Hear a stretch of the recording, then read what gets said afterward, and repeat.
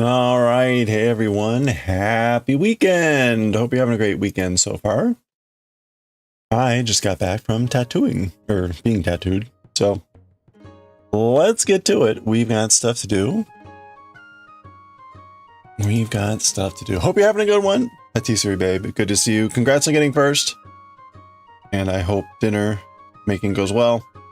We're going to be doing some knitting here because we're getting close to where we can actually start reducing the sleeve size.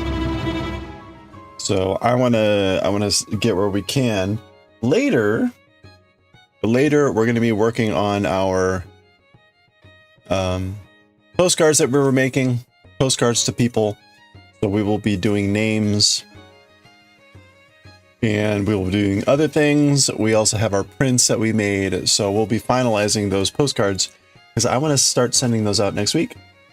So stand by. If you won, you will likely be getting a message in Discord to verify a mailing address for you. Let's get going here. Mimi, good to see you. Happy weekend. Hope you're doing well. We're listening to some Wind Waker. Okay, where are we? We're on row 130. Row 130. And again, so where we are with this pattern, we're on sort of like the second to last increase. I've got a split here, so we can fix this. There we go. That was easy. Hey, Wincing! Happy weekend. We're on what is our last or second to last increase. And what we're going to be doing here, we got like 7 more rows to do. Then we're largely going to do and then we have 1 more increase, and then we do a measurement check. And if we're around 21 inches, we can actually move on with the rest of the pattern, which will involve doing a few bind off stitches and then starting to decrease. So that's exciting. It means we're getting closer to the end. I really don't know. I think, hey, Tooth Decay, how's it going? Happy weekend. Hope you're having a good Saturday so far. It was really nice out today, and I will be honest, the traffic coming back was bad. Going out, it wasn't too bad, but coming back, it was bad. But there still weren't as many people out as I was expecting. I was expecting a lot more people to be out. Out and about, out and about, oot and about.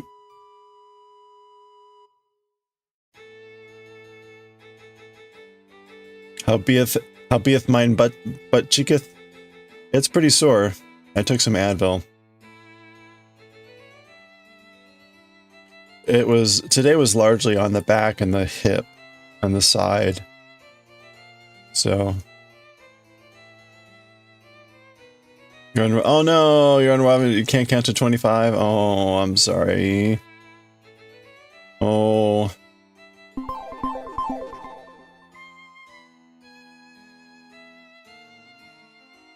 Advil too. Yeah, hey Dywick. Yeah, I took 2 Advil right here before the stream. I used to take Advil before the tattoo session, right? But there were 2 problems with that. I got suspicious, right? I mean, Advil is an ibuprofen, so it's not necessarily a blood thinner. But the last thing you want to do when you're being stabbed is to like do anything that would thin the blood, right? So, and then also because like timing wise, it was just easier to do the Advil after the tattoo session. There were some moments today that were pretty brutal. But all in all, it wasn't too bad. It was only 3 hours. So honestly, like in the grander scheme of things, that wasn't too bad. I was actually surprised when we stopped. I thought we were going to do more. So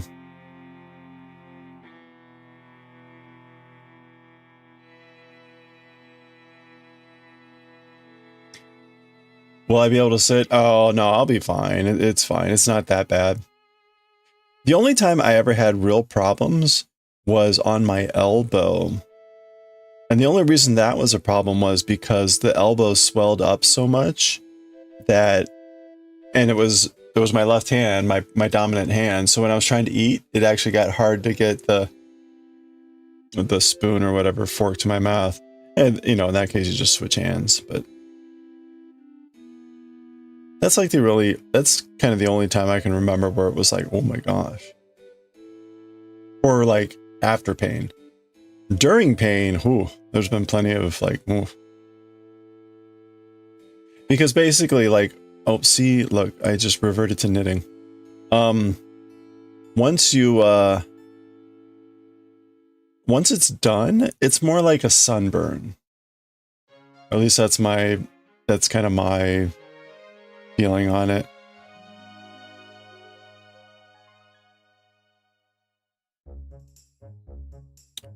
Okay, I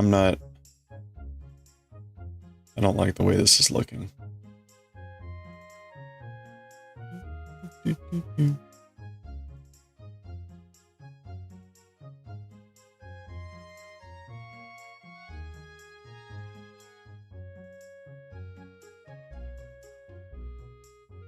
Fair description.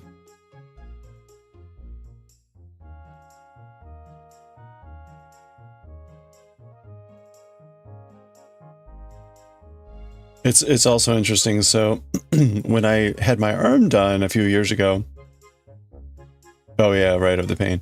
When I had my arm done a few years ago, the bandages that we used were largely like the old physical bandages, right, and things like that. And I did the method of basically washing my arm. It was uncovered, but I would wash my arm like 4 times a day with really thoroughly with soap, and then applying like a Eucerin or some sort of a burn lotion type of cream to the area. And then, after 3 days, it starts to peel and it's healed. And then it's just moisturizing, basically. And it'll peel again for a while and do all this stuff. Anyway, for the leg, he got these, it's more the, what do you call it? The plastic, not plastic, but the thin, sticky gauze, but it's like a plastic that you put on. And you can leave that on for like 3-4 days or whatever. So now what I do is, I just let that sit for 3 days. At the end of 3 days, I take that off. Sanoderm second skin. It's something like that. It's called something else because it's like marketed for tattoo artists or something, but it's basically like that. After 3 days, I'll peel it off and then, clean up, and then it's just moisturizing. So you sort of avoid having to do the daily care of it, which is nice.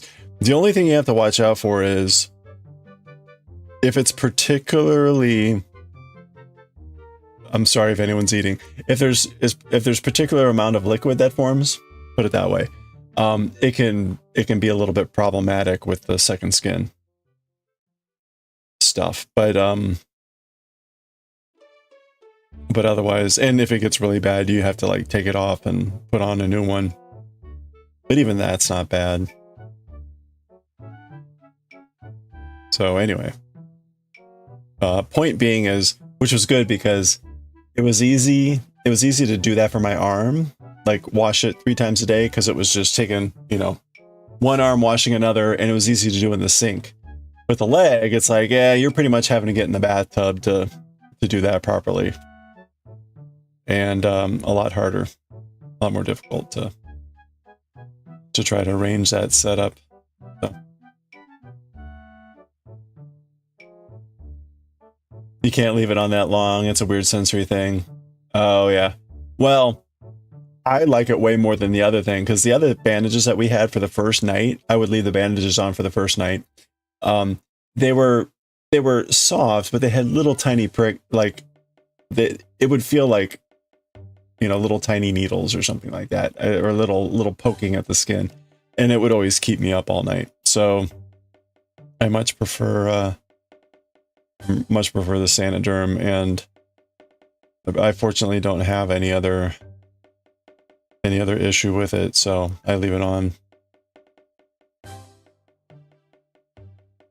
But I mean, you can definitely feel that it's there, so I could see that being annoying.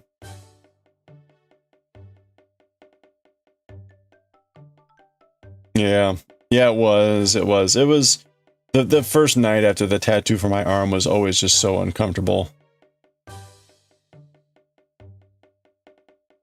Usually just didn't sleep, which it was almost always on like a Friday or Saturday. So I typically didn't have to worry about like too much about the next day, but still.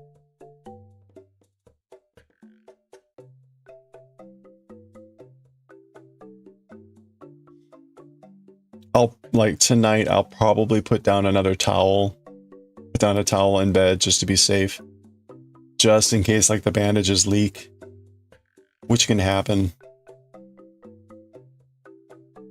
Oh, so I do have, this is just at the start of the session. Oh wait, where was it?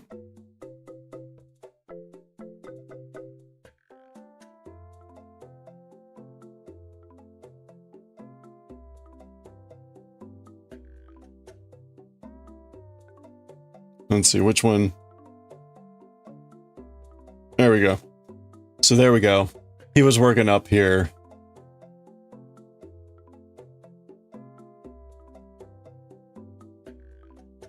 Kind of in that area. You can see the really dark spot. He colored all of the... There's a bunch of yokai up there, the spirits. So he did a bunch of coloring of that. The lightning got colored in. So, yeah, coming along. This little yokai... That little yokai still escaped getting colored, so...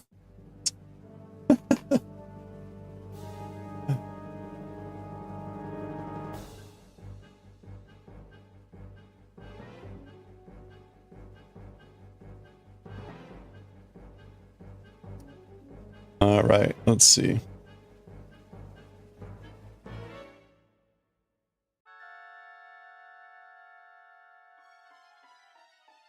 Gorgeous work. Yeah, I'm really happy with the work that he's been doing.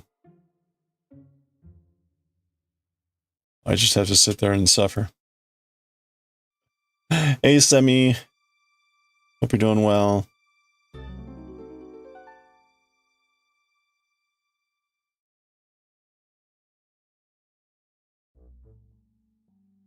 He was telling me some stories at the end about we've known each other now for a few years, and so we've talked a lot about our history and past and everything.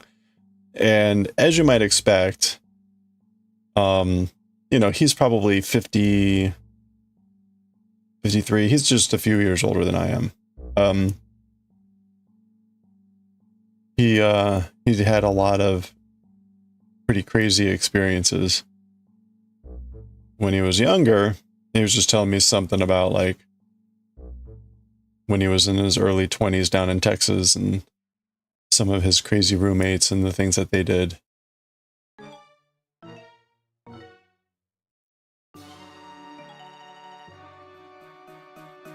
You went to a library to learn spinning? You didn't really learn much? Oh, well, that's a good sign. It's a good sign. Were you looking to learn anything particular, or just to see what you could learn?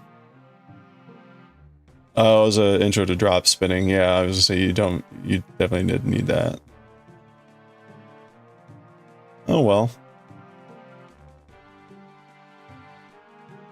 Yeah, just to see what you could learn. Okay.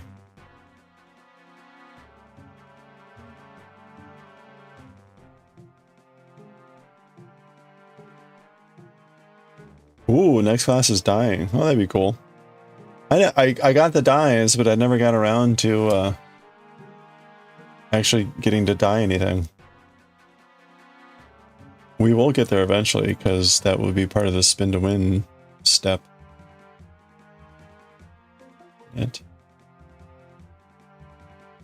Beef stew is in the oven. Ooh, that sounds delicious.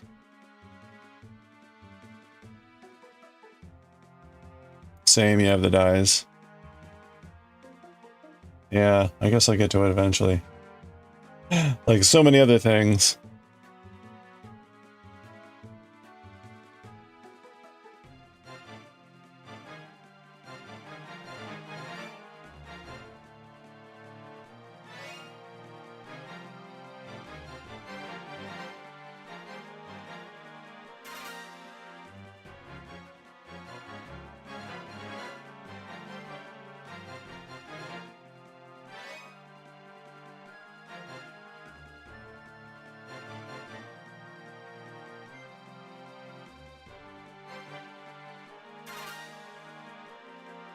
Shout out for free classes at the library. Yeah, that's pretty cool. That's neat that they have that, do that.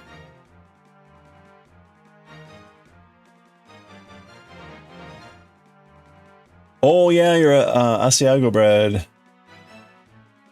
Oh, you made it for it with a stew. Oh, nice. Well, that'll be lovely.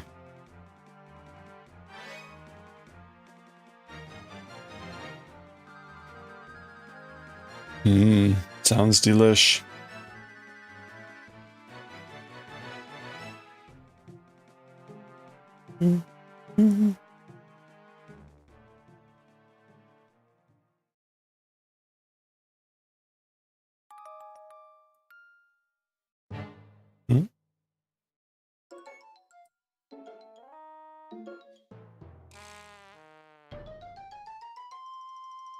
Wait, you pulled Anna and Elsa in Dreamlight Valley today?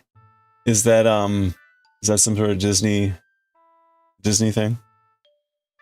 Or Disney game? I assume Anna and Elsa are frozen. Last two tattoo you had, they essentially put cling wrap and said, wait 3 hours before removing. Nice. Good stuff. What's Dreamlight Valley? It sounds like a Disney gotcha.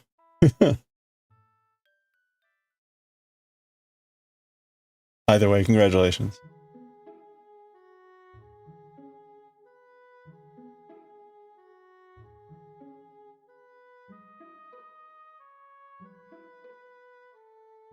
Elsa's your favorite? Oh, well, there we go. Congratulations.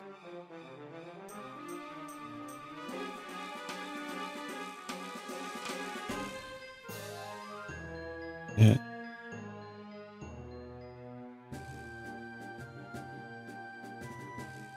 Look.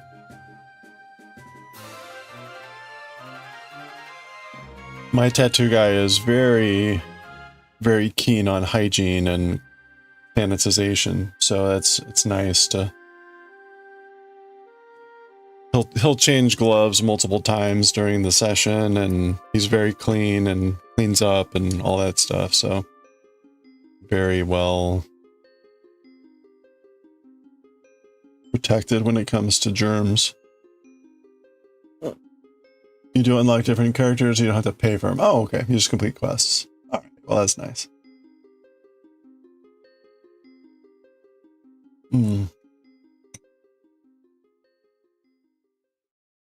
Okay, that was row 130.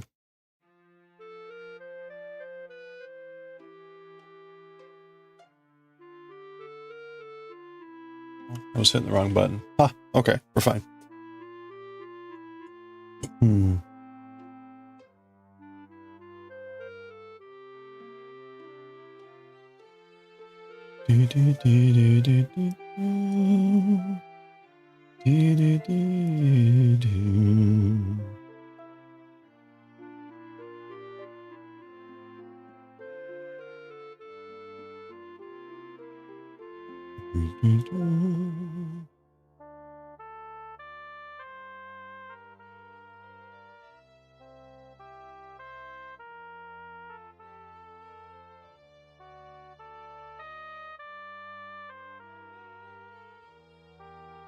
Huh?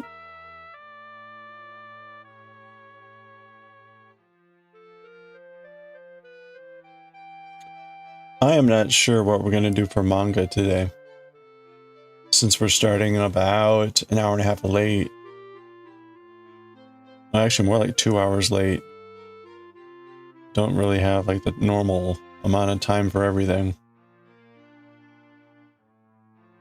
So we might skip Jujutsu Kaisen and YOTSUBA today.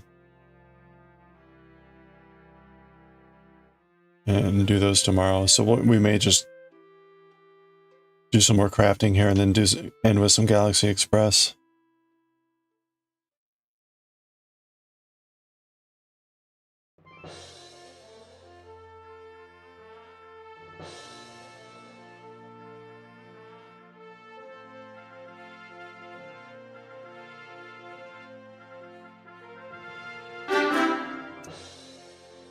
There's Nightbot.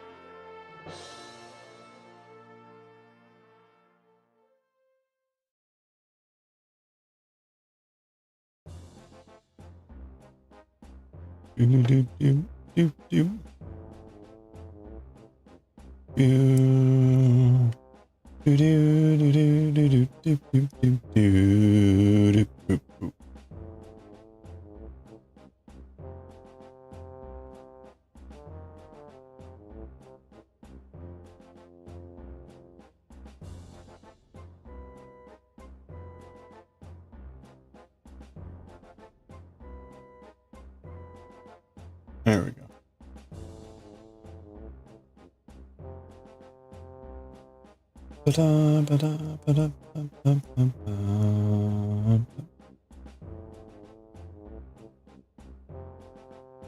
So I got the first bookshelf assembled this morning, and I put in my request to get a second bookshelf actually delivered to me.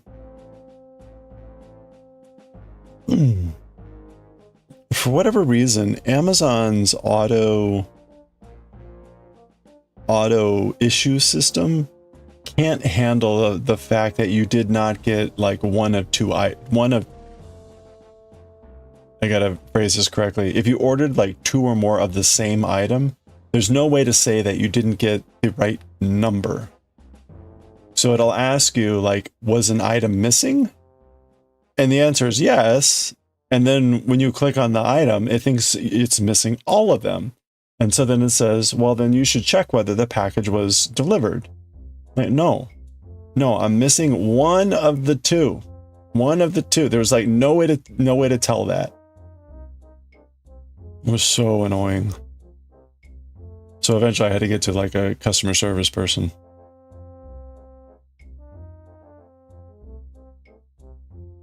And then they asked me the obvious thing, which is, do you want to be refunded for the one that didn't arrive, or do you want to have a second one shipped? And I was like, please ship my second bookshelf.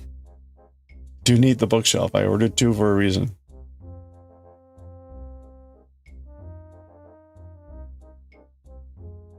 So anyway, so I finished assembling the first one this morning. It's not a wonderful bookshelf, but the nice thing about it is it's going to hold about 400 or 500 books on it. So it's going to hold a fair amount of manga, which is good. I could actually probably cram 600 books on it, but I think it is made of bamboo or some semblance of bamboo. So I don't know that it's necessarily safe to weigh it down too much. The directions were minimal. The directions were minimal. In fact, I can't really say that they added much at all.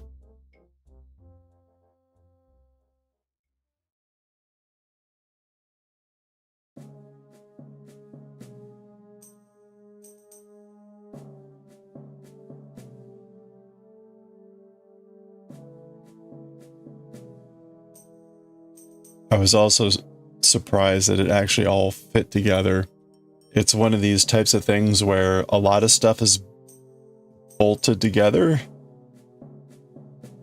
A lot of stuff is bolted together. Did they do it? No, I mean, arguably, I guess you didn't need it, but there were some subtle things about like, you had to really think about like, what direction should the side panels go, right? Because they could go this way, they could go that way, or they could go this way. And it mattered. It mattered. You needed to think ahead and do it. It just said attach the panels. What was the other thing? I guess that was maybe about it. There were these little bamboo slats that go in between. So right, it's a square. It's a square, and there's a tall panel that's like in four positions with half of the side open so that you can slide the books in. Okay, fine. But inside at each level, there's a slot to put in a bamboo pole this way, and this way. So you end up with, in each level, in the middle of the shelf, bamboo poles that basically they're your backstop. So like that's where the shelf for the quadrant stops. Well, you add them after the shelf is assembled. And there's a little, on the opposite things, there's a little, a little circular groove opposite each side. Well, the sticks are longer than the actual inside distance because they have to fit in those grooves. It turns out, right, the easiest way, I just figured out, because you could try to like angle it up and then slide it down, but sometimes that was too difficult and it was damaging the wood. I figured out you could just bend the stick pretty strongly and pop them in. So there were things like that where it was like, okay, I guess this is fine.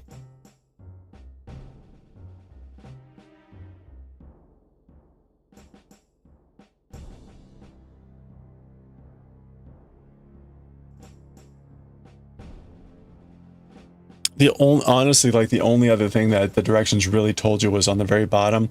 There were rubber feet that you attached. All you really needed to know for that one was it was rubber foot, there was a little washer, and then you used the tiny screw with the screwdriver. That's kind of what you really needed the directions for.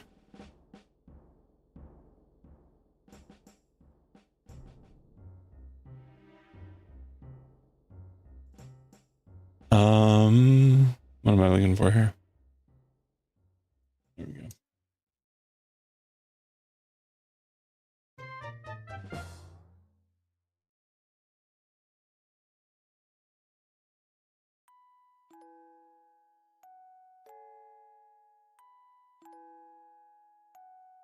Wait a minute. Wait, what?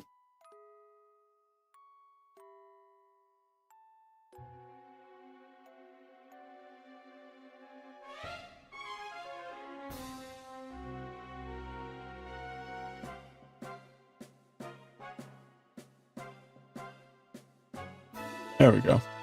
That was weird. Not sure why it was doing that. Just trying to update the music display there. Okay.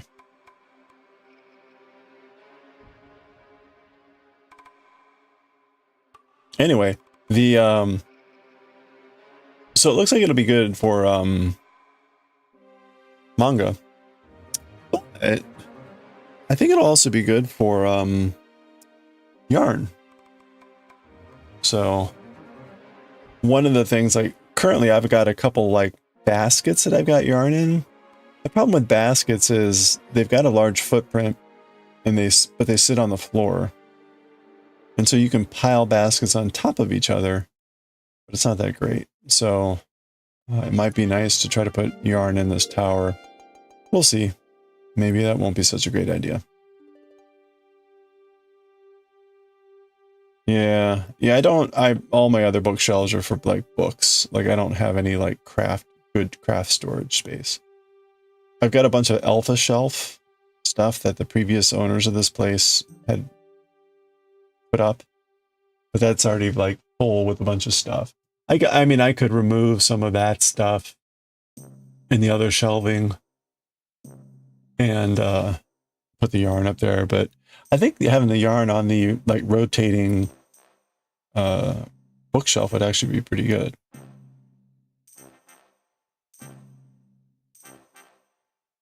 Okay, I think that's right.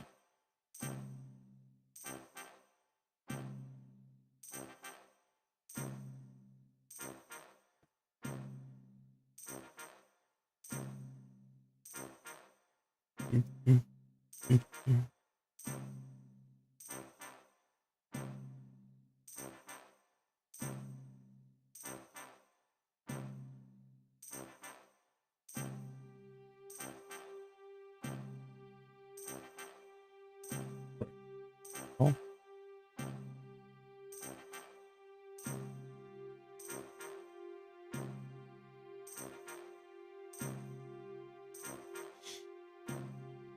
Depending, I may also be able to put some of my rings and stuff there too. I haven't had a chance. That huge order of rings that I placed, I haven't had really a chance to sort those yet. I probably won't for a couple weeks here because I don't have any holidays coming up for a while. And a lot of my weekends are tapped out in the short term. So I'm trying where I can to like clean up and organize a little bit better, but it's been tough. I still have not fully gotten everything cleaned up from the bathroom construction. So there's still a lot of stuff that's like needs to be put away and kind of a mess.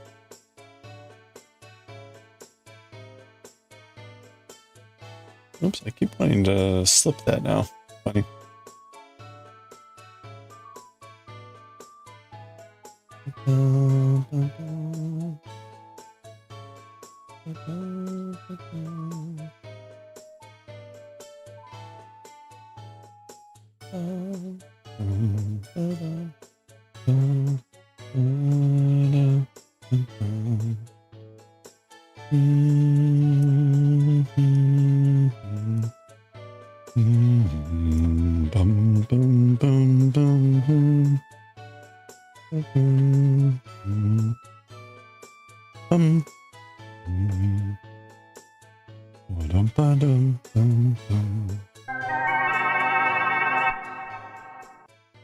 Hey, coffee.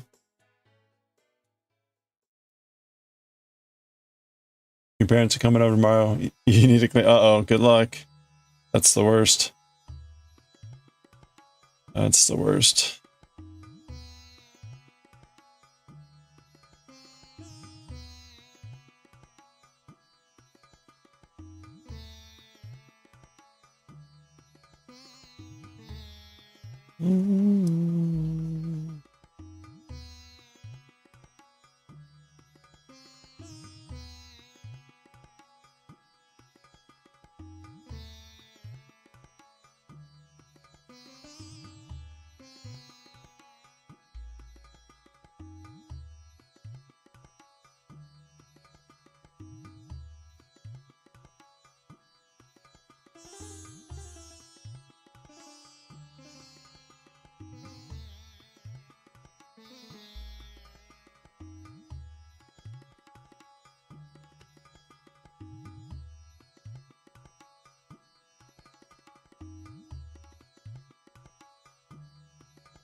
Okay, last 3 stitches should be purl knit knit.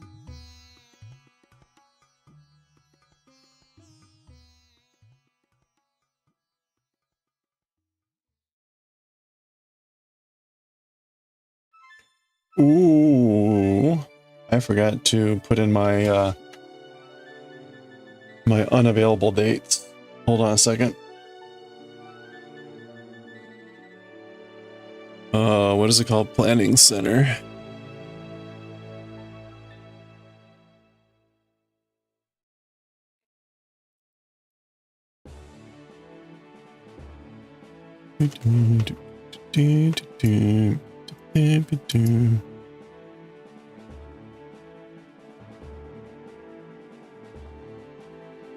Bump down.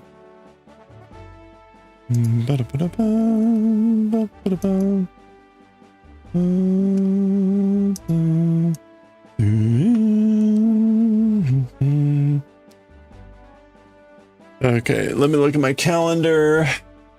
Sorry, I need to add. So in our music stuff, we plan by the month, and I need to mark anything I can't make in April. I can't believe it's almost April. I think I'm good. I don't have any blockouts. Okay, so we're good.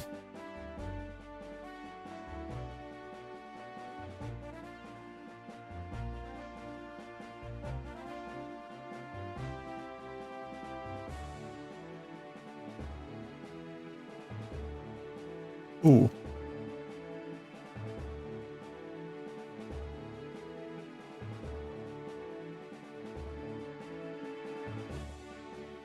Ooh, let's see. Okay, that was the right side. So let's get to the wrong side here. 132. Oh, you're helping the chef find a laptop. Anyone have any good advice? No, I do not. I am.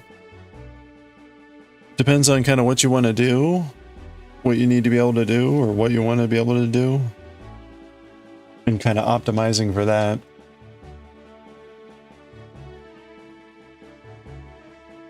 April, not you're not already planning out June.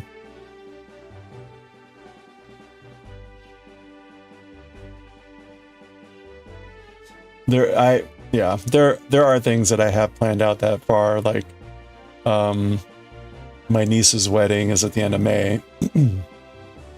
So I need to be aware of that and tracking that. We're wrong side here.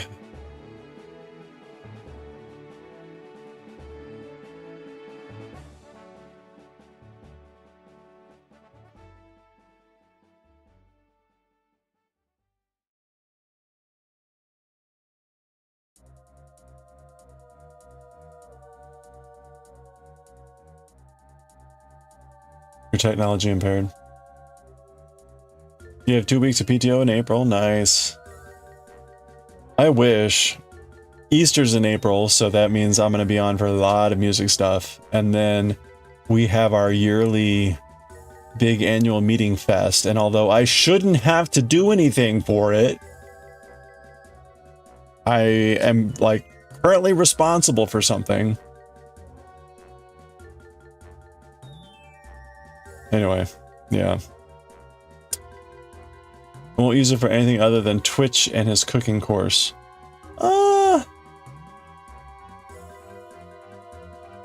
You know, I mean, you don't need anything super powerful then. Largely video streaming, it sounds like. And, you know, if it's a cooking course and you have to be on camera, then you want to have something with that. But I don't know, doesn't sound like you need necessarily anything fancy. But I don't have any good advice for what that might look like.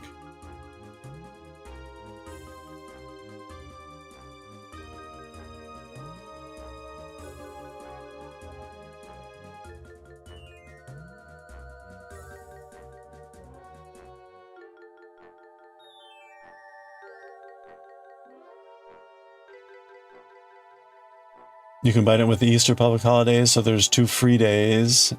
Hey, nice. That's great.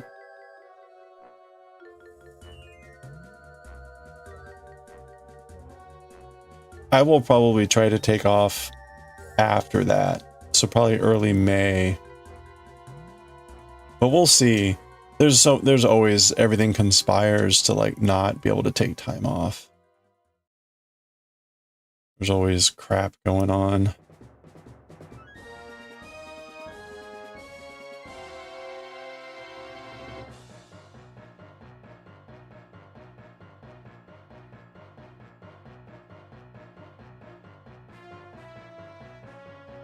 I haven't been able to take off 2 consecutive weeks in ages other than around Christmas.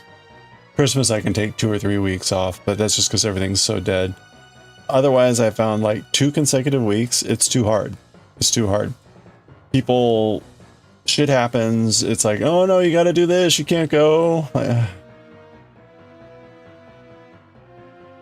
Even taking 1 week off, last year, there were 2 times I had a week off on the calendar. And then someone comes in and is like, this paper's due at the end of the month, you got to review it. And it was like a 3-day review, right? So it's like, well, fuck you. You just ruined my vacation. Thank you. What were you doing? I was just going to stay here and relax. Oh, that's no big deal. That's not what they said, but that's the implication.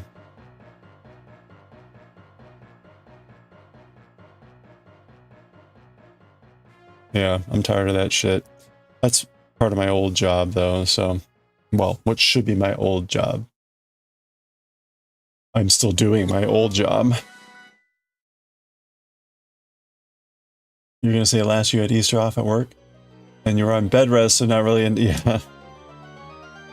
Yeah, that's no good.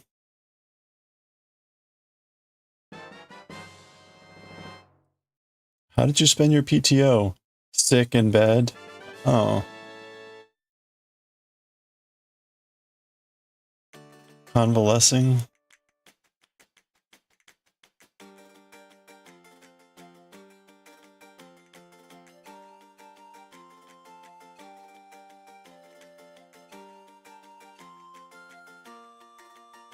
Oh, ha, ha, ha, ha. Boy, there's just some crazy good music in Wind Waker.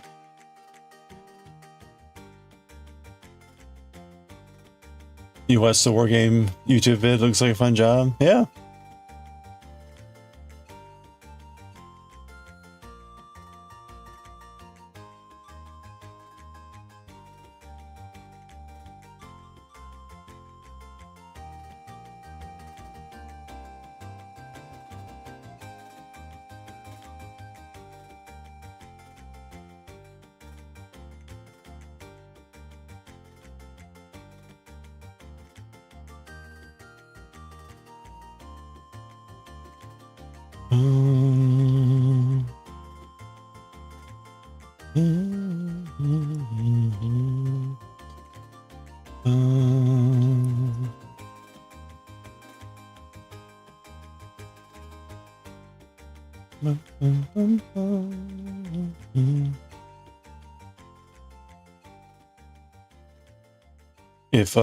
If you ever saw the first Top Gun video, the one with Tom Cruise and Kelly McGinnis, Kelly McGinnis's character is based on someone from our organization, and the job that she has is based on the job that we still do at Navy Command.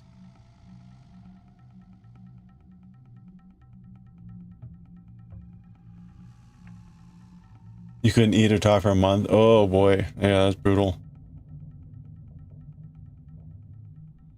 The story was that originally when the producers came to the Top Gun school to talk with the staff about the movie and all this stuff, you know, they told them the basic parts of the plot and everything.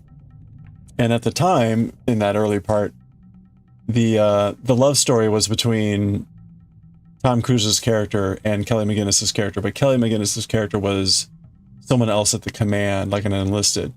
And of course, the Navy is all like, no, you can't do that. That's fraternization. We don't allow that. So, in case you weren't aware, indeed, the officers are not allowed to have romantic relationships with the enlisted, and vice versa. That is called fraternization. Well, that is a part of fraternization. But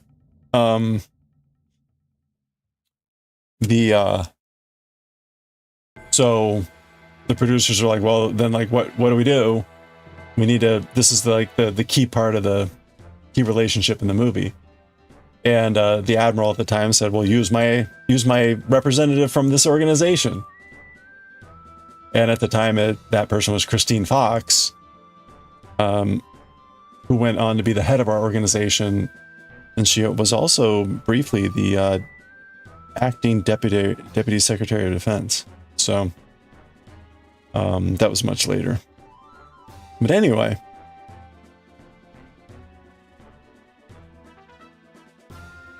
then the story goes that at some point they were going to mention our organization's name in the movie. And one of the leaders at the time, like, nixed that. Like, they didn't want to be associated with it. And then, of course, the movie went on to be a massive blockbuster, you know, and all that stuff. And it was like, yeah, no, that would have been a great recruiting tool. So now we just have to tell people, rather than people going like, oh, yeah. But fine, whatever. Would have been fun until he gets kicked out of the Air Force. Yeah, except it wasn't the Air Force, it was the Navy.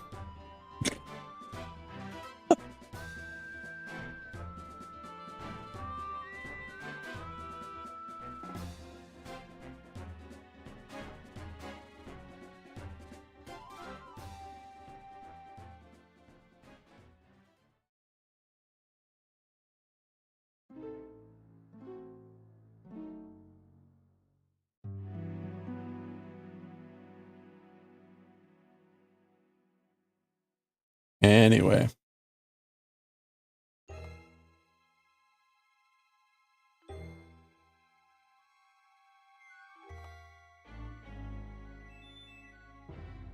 We were all curious what was going to happen in the second Top Gun movie.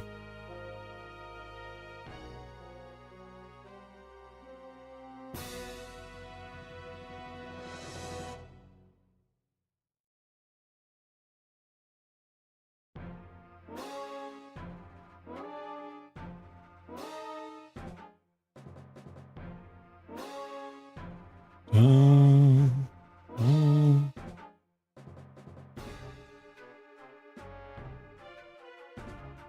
haven't seen any Top Gun movie?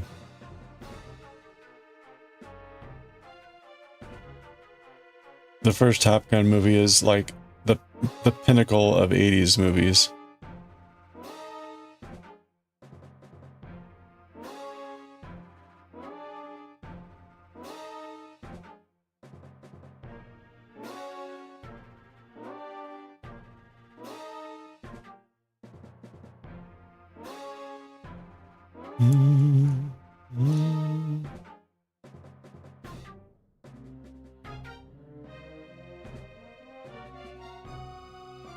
All right.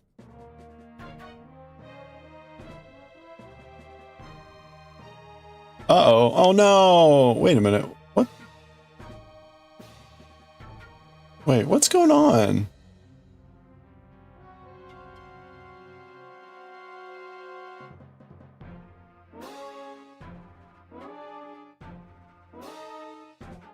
Is it always like that?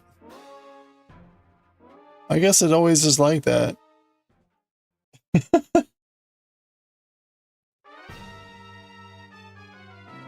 Okay, that's normal.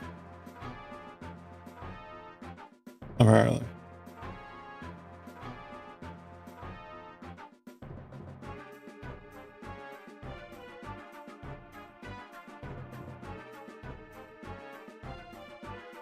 I wonder why that happens.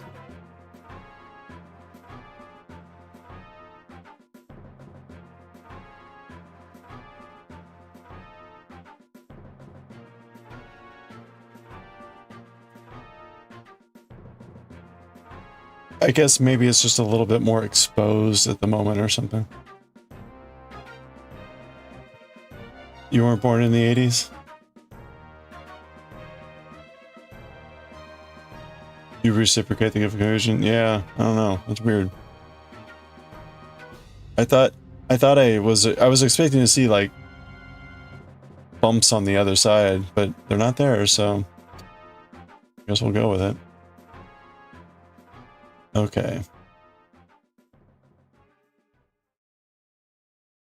I'm gonna find out. Oh, you've been doing this wrong all along. Son of a bitch.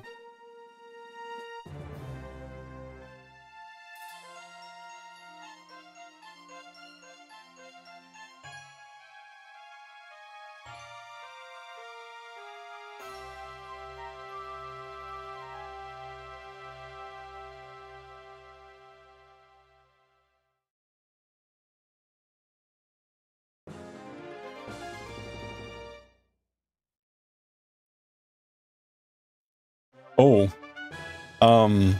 one thought. This is really late now. On the question about a laptop, if you're just using it for like Twitch and web-based applications, you might consider just getting a tablet. You may not actually need a laptop. You can maybe just get a tablet. It could be a lot cheaper. Like if you don't need to actually run a program that you can get on like the App Store, like if there's some other program you need to run, then you might need a computer. If you want a keyboard, you can always get a keyboard attachment for a tablet.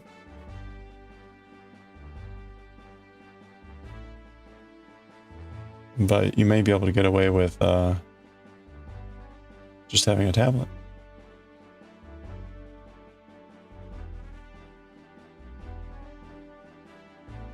Text editor, yeah, but all he's gonna be doing is Twitch and a cooking course. So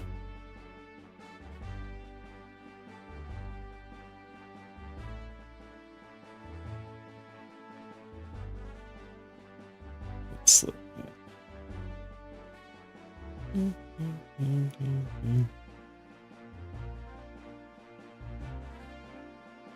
Hello there. whoa. Oh, yeah, I need to update that stuff tomorrow. Okay.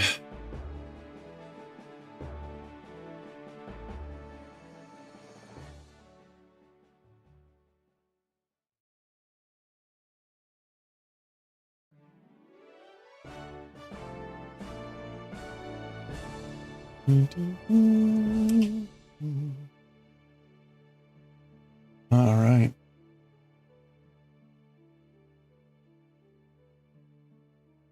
We got an ad break coming here in a couple minutes. Get ready to do a stretch break. We're halfway through. We're halfway through this expansion row. So the next row here is going to be a hey Colleen, no, not streaming. Sorry. They're just going to be watching Twitch. Just watching Twitch. That's why I said tablet. Hope you're doing well though.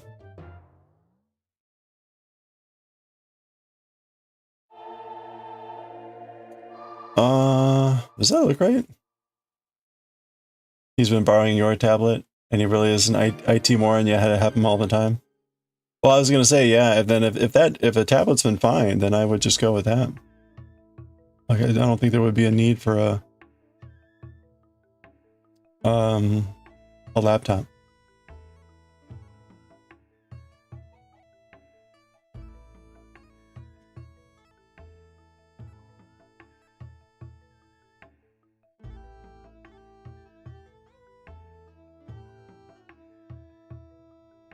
Yeah, a tablet's easier. It's just apps.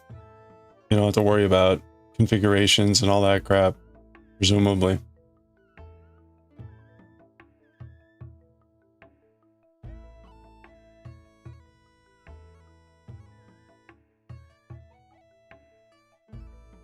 So yeah, if it is just watching Twitch, and then it wasn't clear when you said participating in a cooking class, whether that meant needing to be on camera and like how that would be happening. If it's just Zoom, Zoom can be a web app, but that also can just be a tablet. Most of the Teams and things like that can be done over the web. So tablet would seem to work. Hey Wim, how's it going?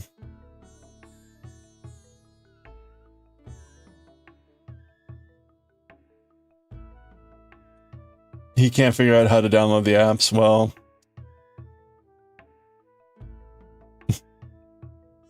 if he's like my parents, I bet he can still figure out how to click on the wrong links and get the tablet infected with stuff.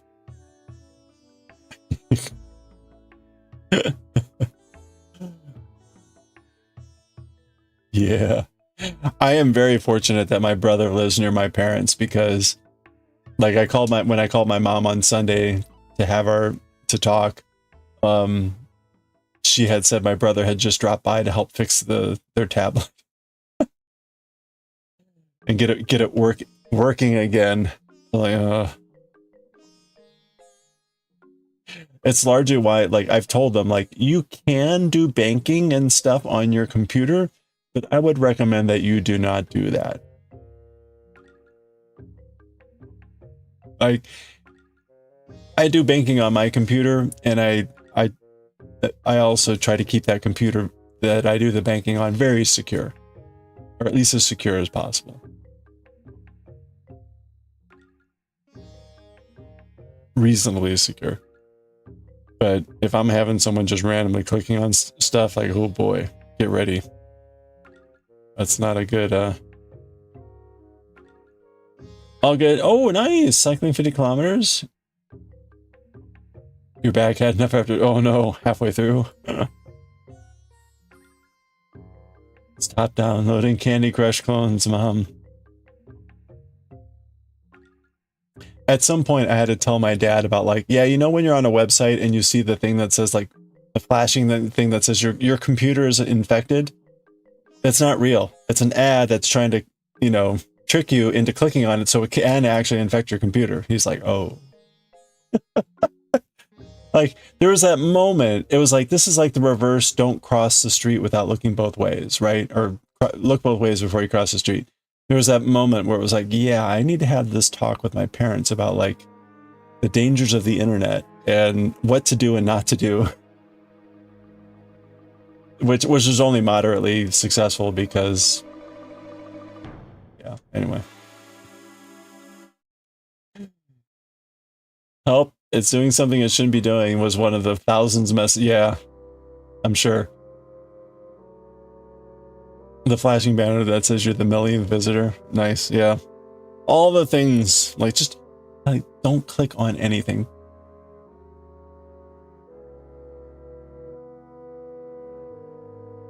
Click on nothing.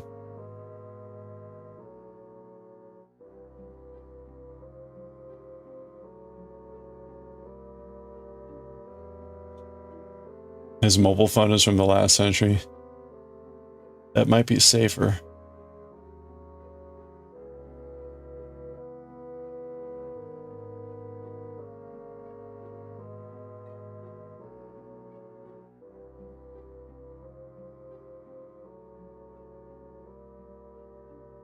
My parents have gone to like paying certain bills over the phone. And they've done that largely because they were having problems where someone was like stealing their check. They were sending checks in the mail, right? Or for the bills. And they were depositing it at the post office and someone was stealing it. And then like they had a whole thing. And then they had that happened, and they had another case where like one payment didn't make it. So they're like, all right, enough. So now they like do it over the phone. Yeah. Yeah, good old Missouri St. Louis crime, I guess.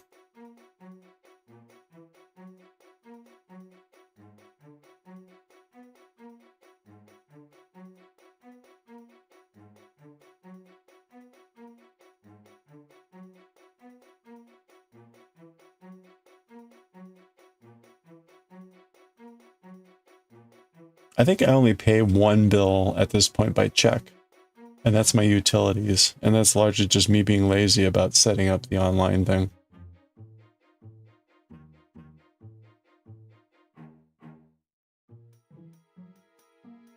Oh. Did it again. There we go. Okay. Oops, oops, oops, hold on, no, don't slip off.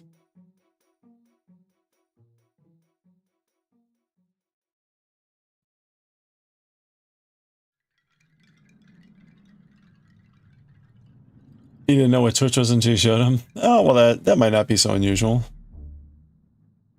Maybe. I mean... Had he seen Facebook before?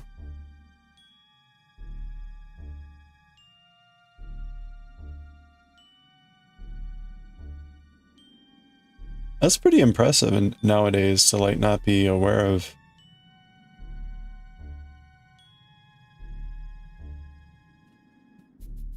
Probably a happier life. Okay, where'd my cable go? There it is.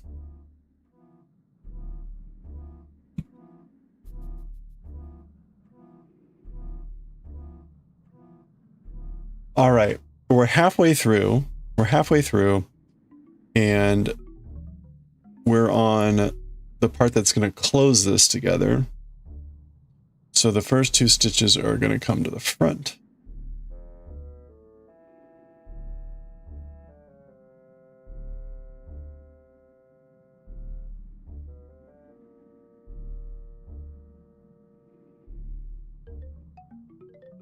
He asked him where he watches the adult movies. He replied on DVD. Well, you know, if you have a good selection on DVD, you know, that's your own on demand.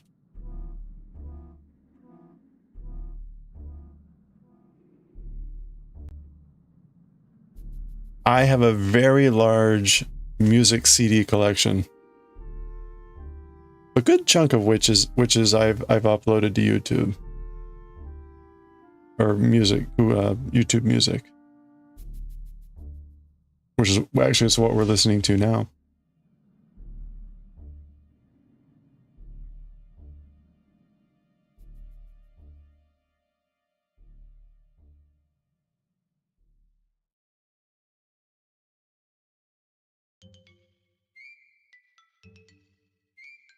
And in fact, I just bought a bunch of CDs the other day. Bunch of used CDs. Anyone? Okay. Here's an old blast from the past. Does anyone recognize the name Swingle Singers?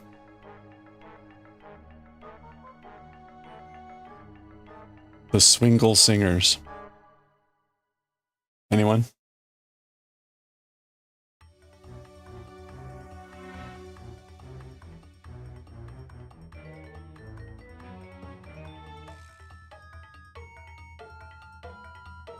Not you?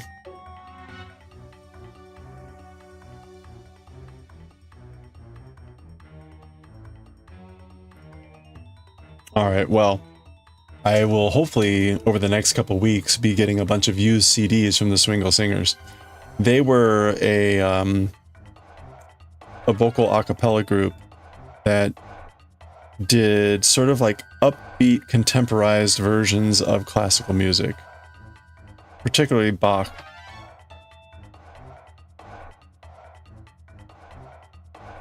And very fun arrangements and very fun. Anyway, so we'll see if we as I get those in. That's jazz. They did have very jazzy renditions of things.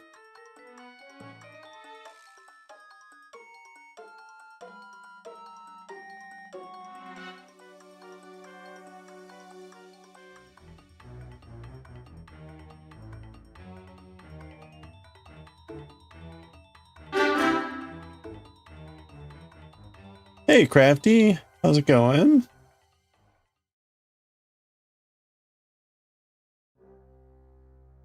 You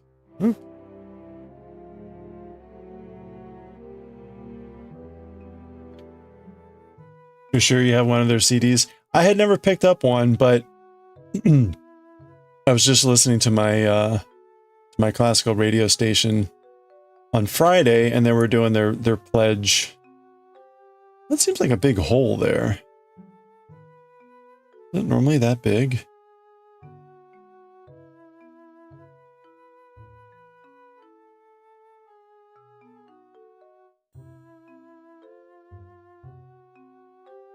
Yeah, I guess it'll even out.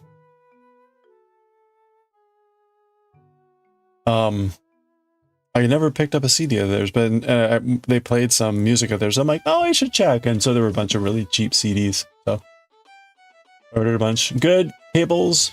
Oh, you've never watched anyone cable? Well, wish me luck. I'm sure it'll go fine.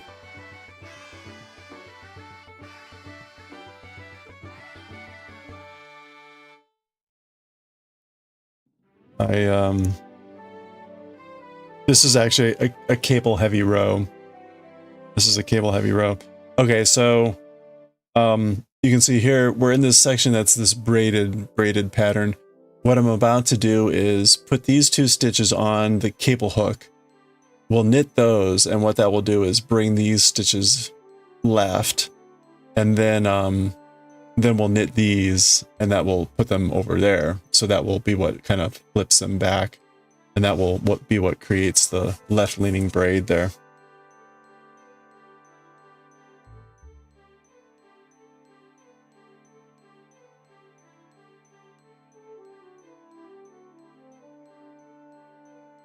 You don't know how to do them yourself? It's one of the things you want to learn this year?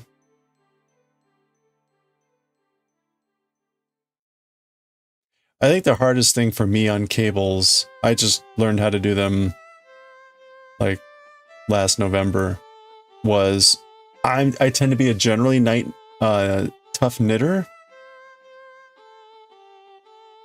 like a tight knitter, and so the cable, so like here I am now, I put the stitches in the back, and now I'm knitting off of those. Sometimes this part could be really tight, and it would really feel like I'm like stretching them along, but so there you can see like the two that we pulled forward are now in front, and the two that I just did went behind. And that's kind of the gist of it. In that case, that was a 2-2, so it was like we did 2 and 2 stitches. Swinging a Mozart, yeah, there's a bunch of them. They had a bunch of CDs. Oh, but Swinging Mozart's the one you've got. Oh, cool. Almost like a Mega Make One Left. Yeah, it's I mean, you can do it without the cable. You can do it without doing this too. You can move them over to the other needle and knit and then move stitches back and things like that. But oops. Oh, well, that was not so good. Okay, that happens to me way too much. That wasn't any good. Hold on, I got a loose stitch.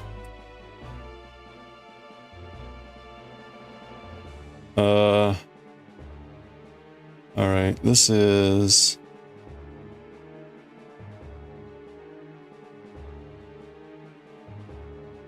Actually...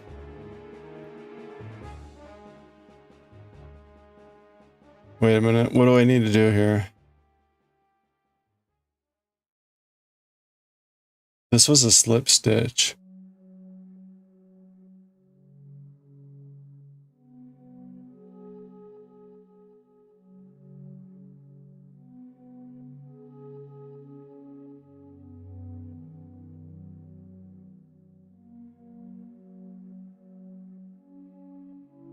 No, I guess that's fine. It's just slipped in the back. Okay. All right, it just slipped off. I have that happen a little bit too often, especially on the cables. I think that I like knitted into the stitch, but then it I don't, and I just end up popping the stitch off and getting a loose stitch. So here's another. This is a section where we'll be doing 4 cables. And the pattern, you can see, right? The pattern is like they go out and then they come back in, go out, and now we're going to do the come back in. So to do the come back in, what I'm going to do is I'm going to take the 2 stitches off and keep them in front. I'll knit these 2 and then I'll knit these 2. So that what that'll do is that'll put these 2 in front and leaning to the right. So that's what will create this leaning back. So really what matters is which way you're putting the stitches when you're knitting. So if I leave them in front and knit and then do them, they'll go right. If I take them off and put them in back, what'll happen is these will now lean left and then the stitches I put in back will be behind on the right. So that's not what we want. If we did that, if I put them in back, we'd get this thing leaning left again. So it makes more sense when probably once you've done it a couple times or whatever. But right, so now I've got those 2 stitches leaning forward here. I'll knit these 2.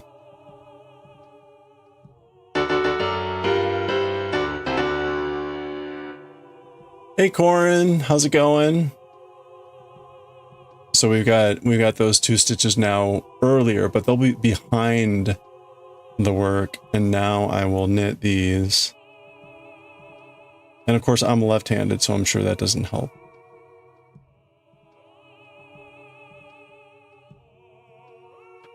So there we go. So now a little bit hard to see, but those 2 stitches are now kind of leaning to the right. So they go back in here. How's it going, Corin?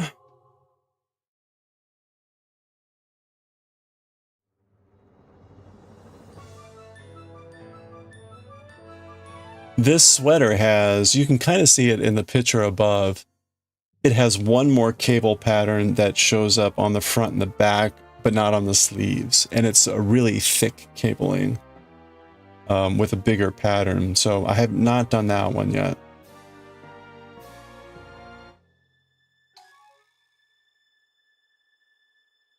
How's the upper butt feeling? It's not too bad. I took some Advil, so I'm good now. Easy Saturday, very nice.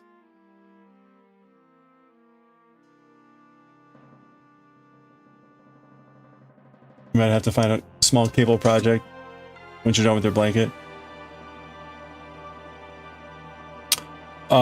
I did a really neat cable hat. It's not really hat season anymore, maybe, but no, I don't have it down here to show it off. But that was my first cable project, and I thought that was pretty that to me felt like a really good introduction to cables. Actually, here, let me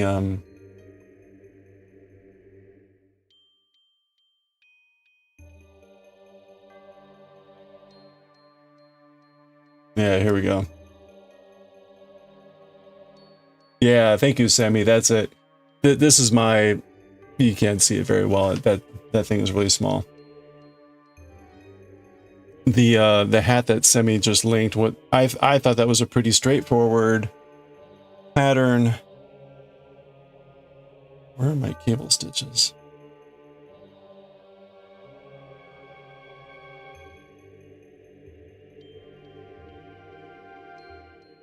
Looks like a torsade. Wait, what? Oh, like a torsion, twisting.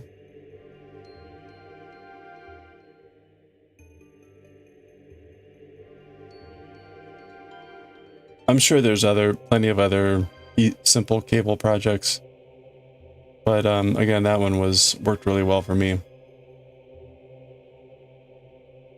The nice thing about that one, you have that one in your favorites, or well, there you go. One nice thing about that one too is it does a cable decrease, so you get to see how the decreasing works with the cables too. And so I kind of liked how that one worked. That was also, for me, that was my first time doing like decreased stitches also. So that was like, I was learning a lot on that one.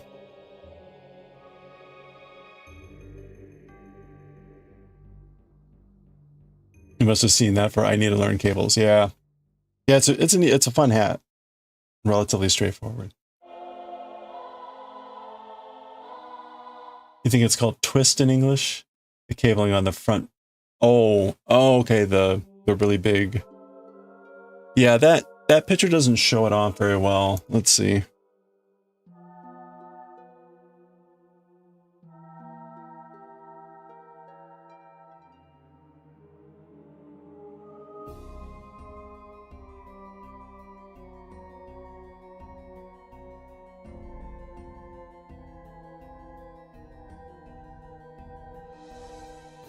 There you go. It's probably too much. This really thick.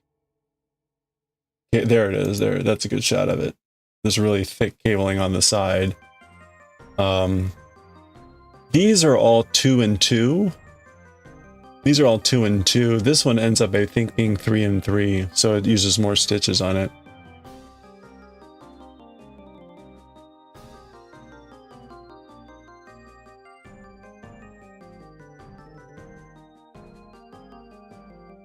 You like it? You're pretty sure you have a good yarn in your stash. Perfect. Perfect. Yeah, it's a very bulky, chonky cables, yeah. So we'll see. This one, again, this one only shows up on the front and the back, on the very sides. You can see, right? So you get the same, these parts, that's all what's on the sleeve, but then that's added for the front and back. But we're still on our first sleeve. We're maybe like right about here. We're maybe right about here on our first sleeve, going on the way up. You are here. You are here.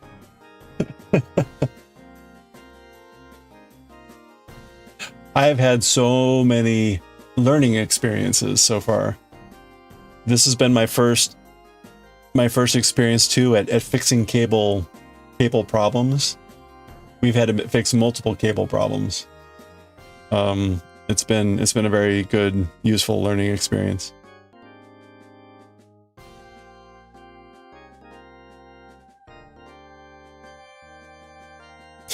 Forced learning experience.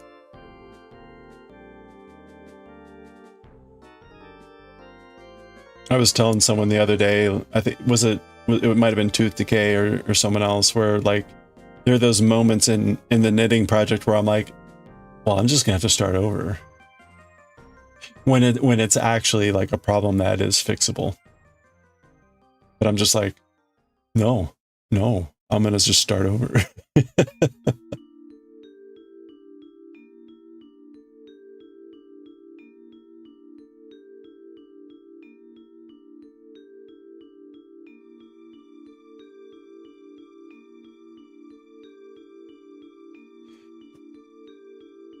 We were also talking the other day about the differences between making repairs with crochet versus knitting. And it just struck me, like I was kind of explaining like how the differences felt to me. But in a way, one feels like one feels like brain surgery, while the other one feels like chopping off a limb. Crochet feels like you're just chopping off a limb. You're just, I'm yanking the yarn. Pull that yarn. And then knitting feels like, okay, get out the crochet hook. Do this, finagle this, finagle this. Don't drop it. Oh no. You've done that many times, make a little mistake. Whoops, whole thing ruined. Yeah.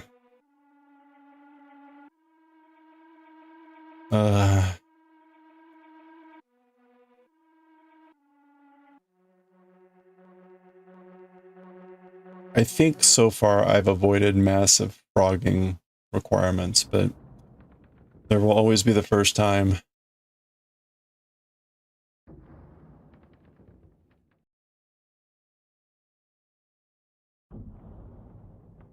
I've had to tink back a large number of rows though before, so part of that is just being obstinate, stubborn. Learn how to pick up a drop stitch a few rows back and work it up the ladder was a magical experience. Yeah, exactly. You can't do that with crochet. With crochet, like if this stitch were messed up, you'd have to just yank the yarn until you were all there. Now, that's a lot easier to do than knitting.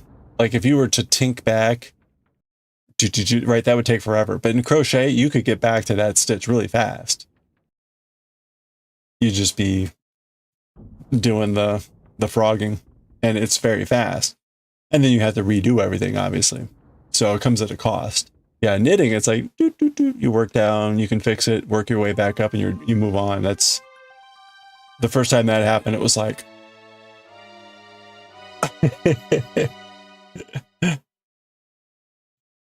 definitely magic or black magic or voodoo.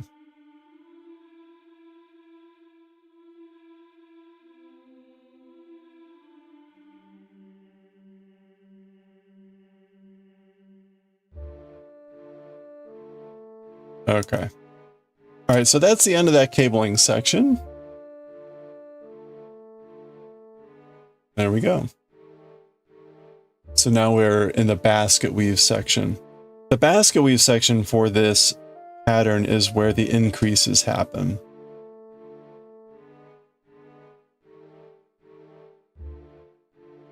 And so when we started this, way down at the bottom, the basket weave was actually only like this wide, and so it slowly worked up to this width.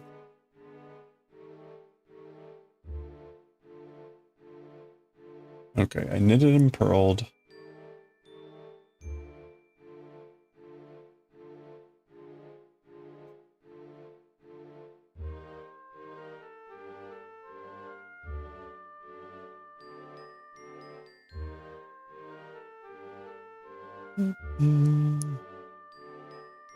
All right.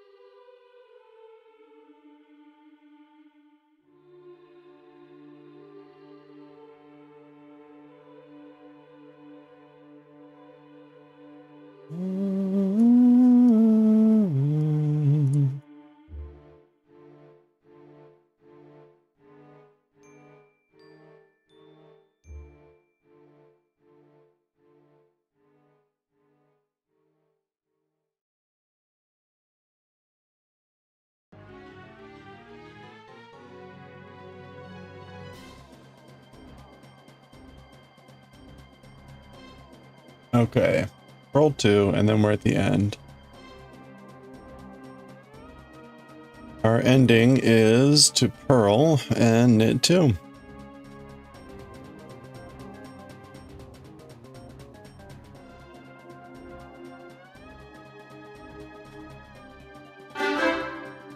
There we go. Oh. Alright, it's already been an hour and a half. There's Kofi Streambot.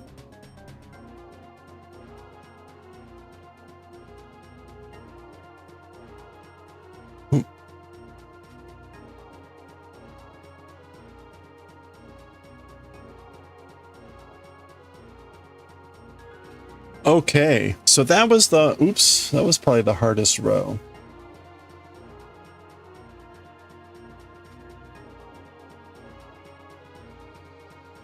Because it has all the cables in it. So we got 3 rows left before we're to the next increase, and the next increase is our last increase. So let's try to knock out 3 rows.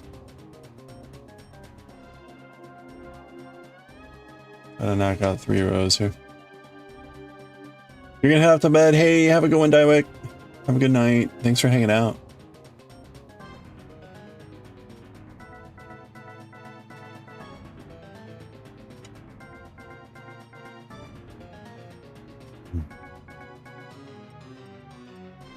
Okay, so this is row 134.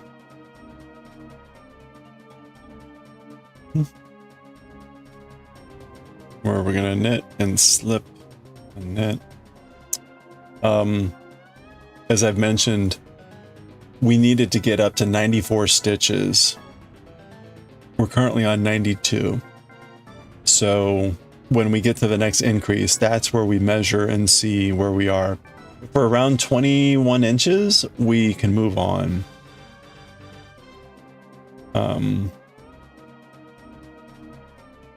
Which will be exciting because it feels like we've been doing this forever.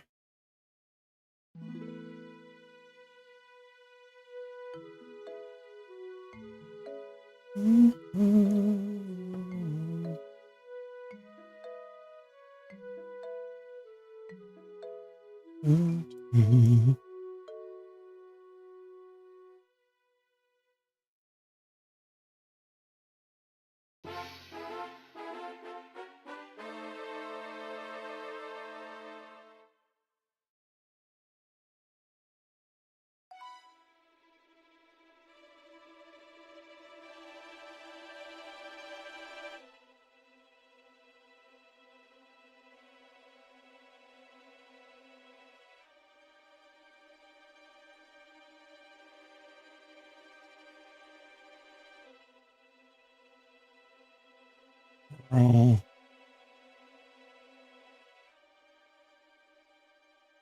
Knit. Okay, that's the end of the basket weave. So we're gonna knit and slip.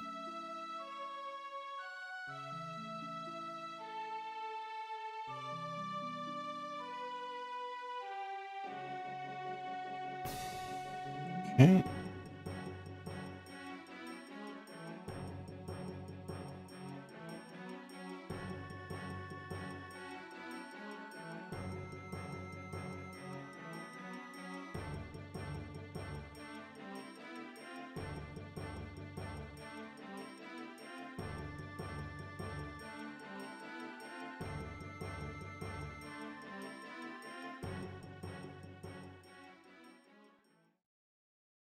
Oops.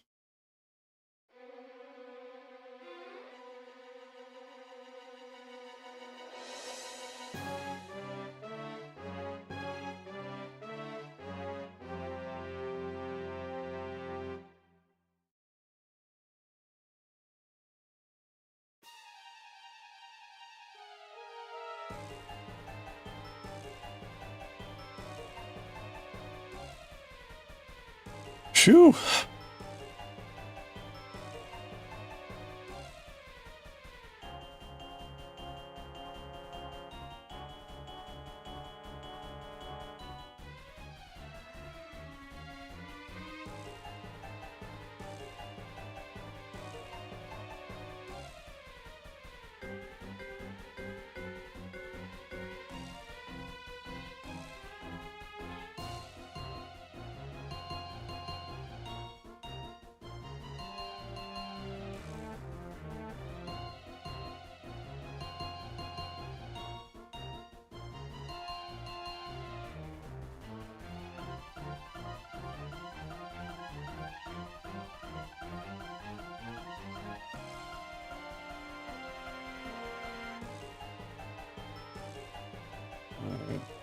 The back side is basically a lot of purling.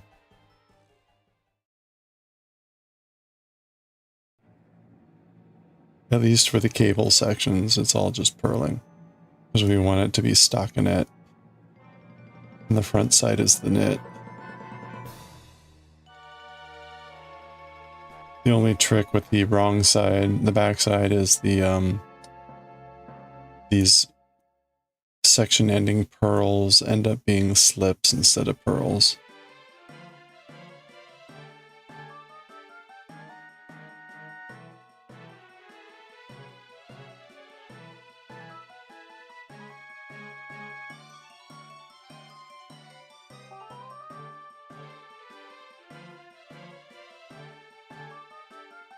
But otherwise, it's pretty straightforward. Largely just purling here.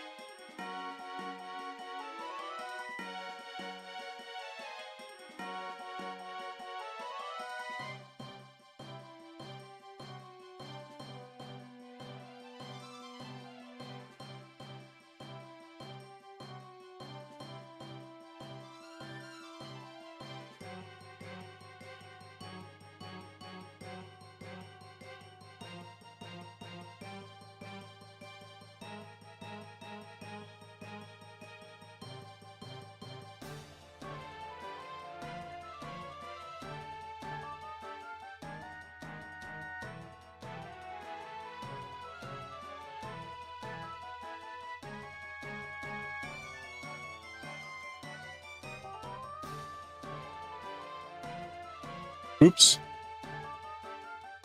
And the last two stitches are knit and slip. That's just the thing to watch out for. Okay. So there we go.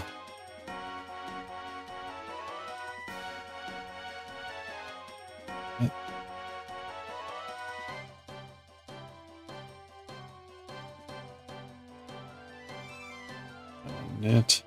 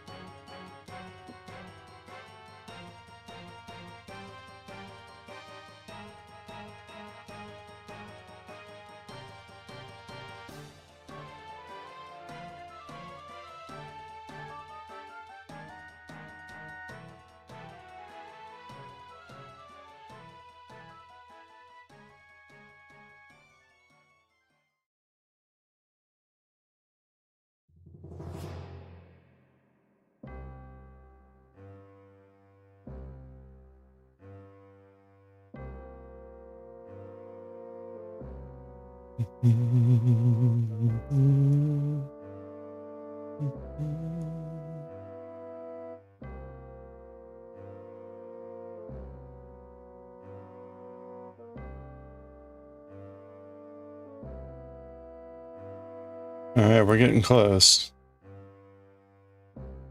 I think we can get there before 8. As long as I don't make any critical errors.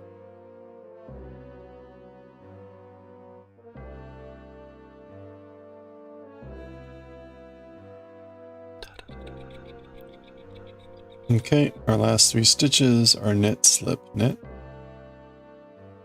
Slip, and knit. There we go. Okay, basket weave is looking good.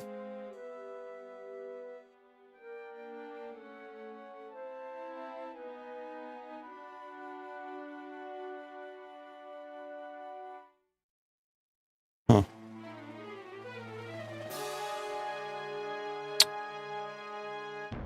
All right, 2 rows to go. Looking at, thank you, thank you. We're almost at the point, so let me try to show this a little bit. So here's this is our cuff, our sleeve cuff. And right again, so the basket weave down there starts really narrow and slowly grows. So it grows. We want this total length. First of all, we need to get this to 4. We're almost there.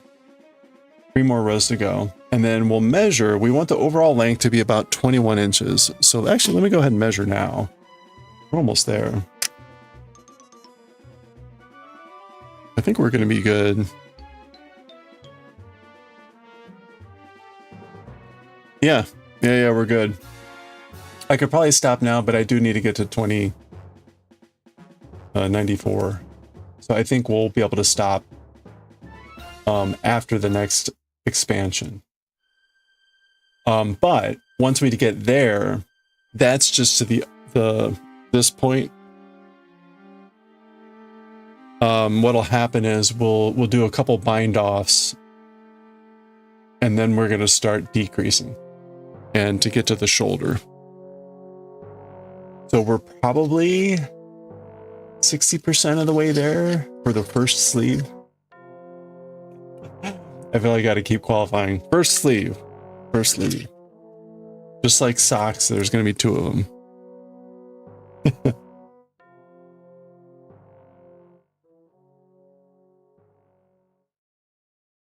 All right, let's do 2 more rows. That will get us to that last expansion row. Oops. This is every other row of the right side is easier because we only knit through through these cable sections. So there's only really one cable section that we'll have to do on this pass. So that goes a lot faster.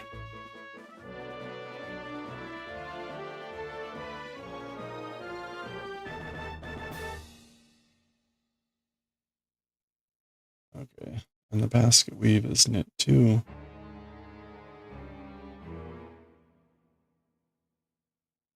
I've mentioned this before, but I ended up having to write out everything because in the pattern, it only tells you to do the increases in the pattern. Basically, like in the particular sequence where you are.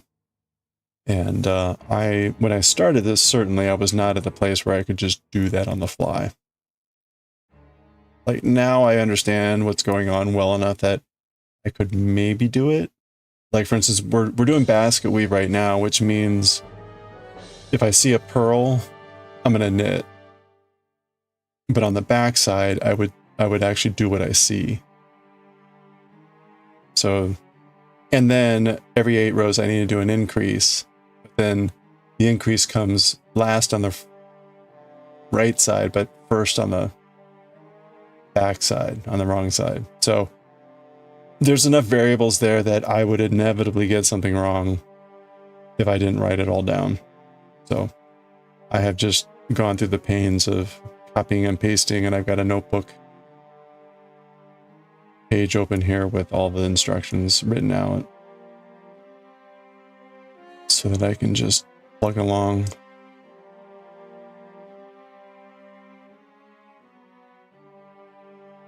But now that I've done 135 rows, 134 rows, like I get it well enough that I could get by without it.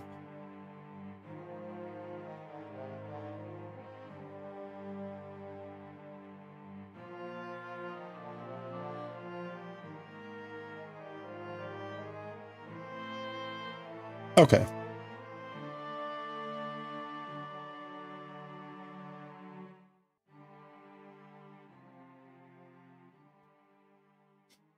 Okay, again, for this cable section, we don't have to do anything. It's just going to be all knit stitches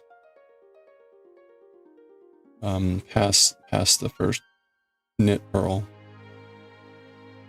So this is just going to be all knitting, which is nice. Very straightforward.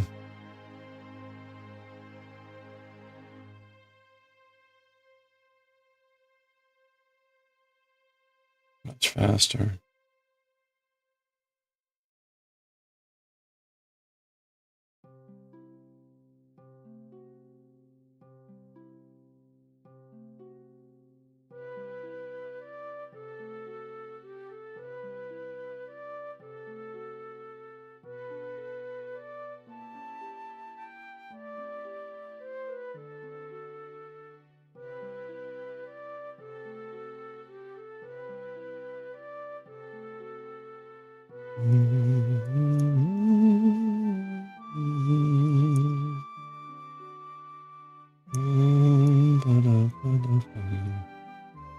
Oops.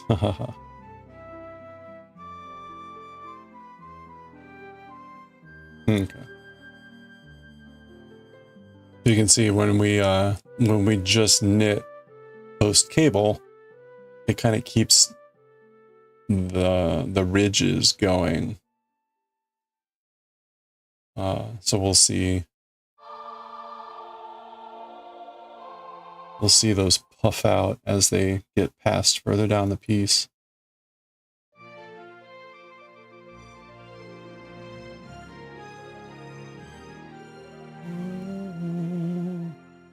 Okay, but this section we do still have to do something. And in fact, it's the first thing we need to do, which is we're gonna take these two stitches and yank them right.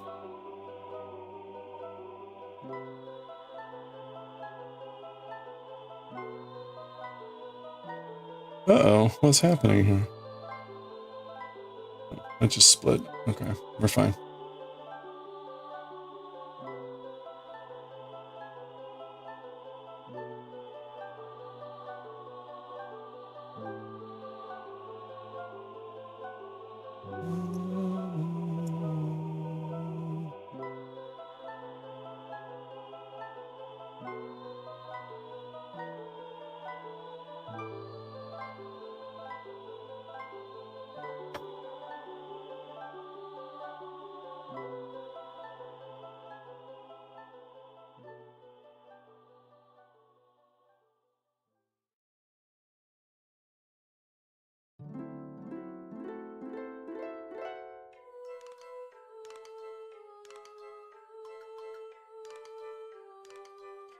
No, I keep splitting the yarn there. Come on.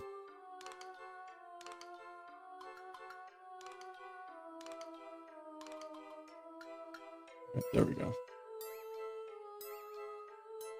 Okay, so there we go. We can see we've yanked those stitches right to continue the braid.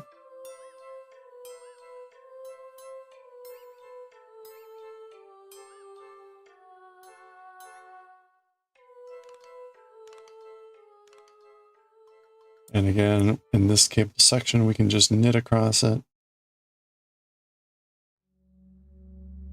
It's nice and easy.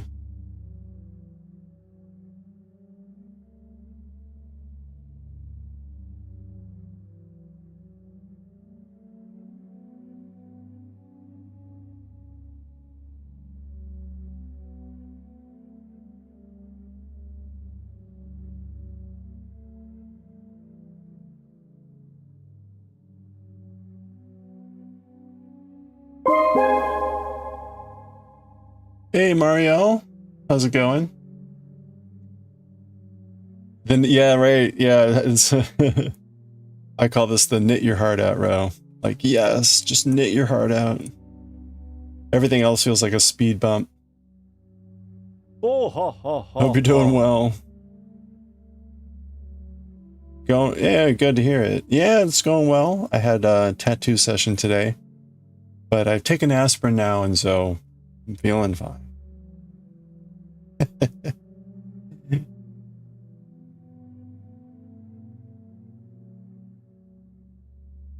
There we go.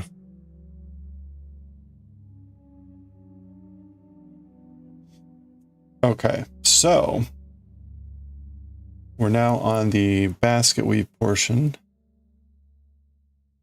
Yeah, it's been a long process. It's on my leg, and we're getting close to finishing. Probably a few more sessions left. I think there's gonna be a few touch-ups too.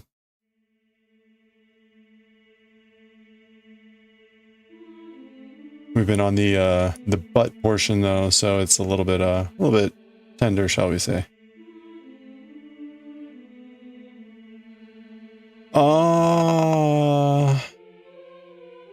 Yeah, no, we're on the right side. Okay.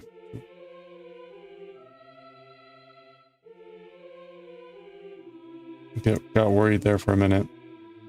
See, this is what I mean about if I didn't write this down, I would make mistakes.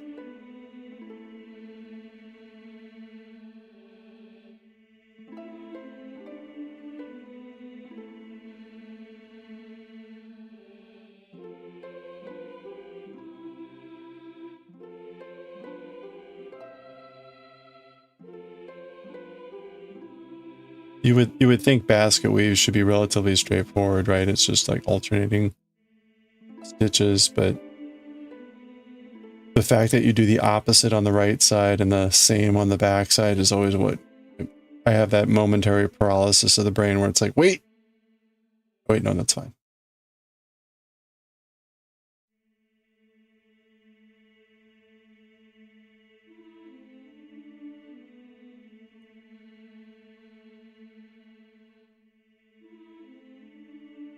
Okay, so we're gonna purl knit it.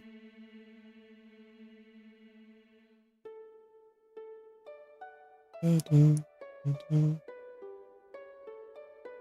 then we're going to purl knit 2.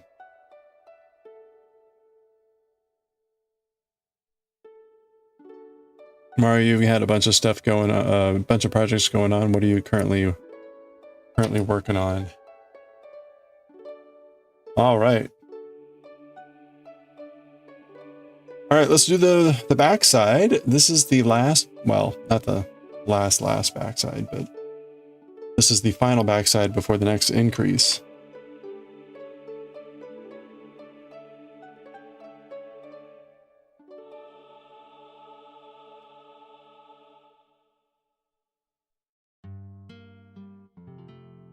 So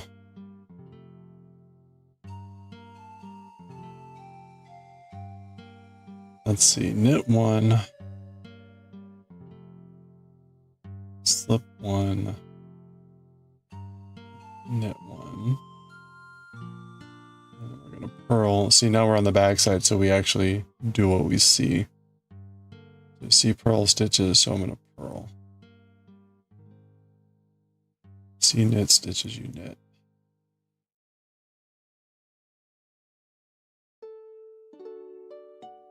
Purl.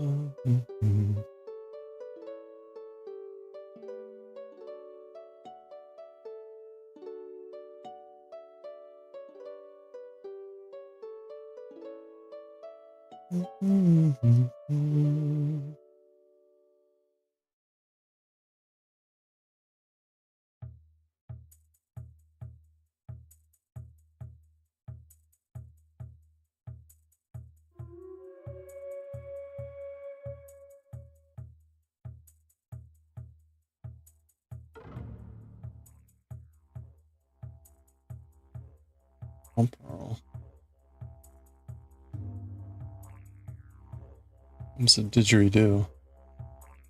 To see which Megan pattern you wanted to make, and it was this one, but the cardigan. Oh, there's a cardigan version. Ooh, that's fun.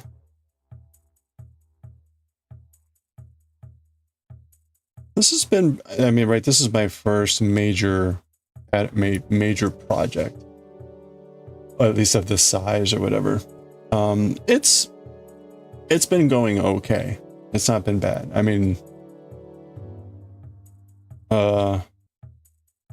I think I have some looming questions. I think I have some questions for stuff that's coming up.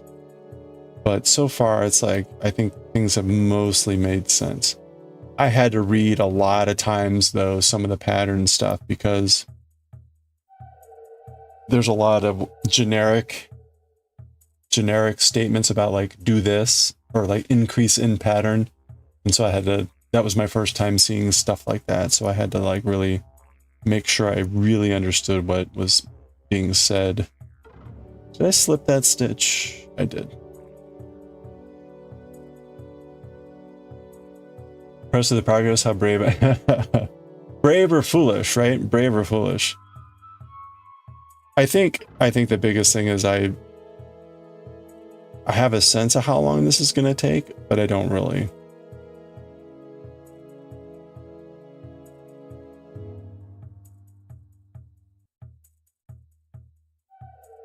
But I appreciate that. It's been fun.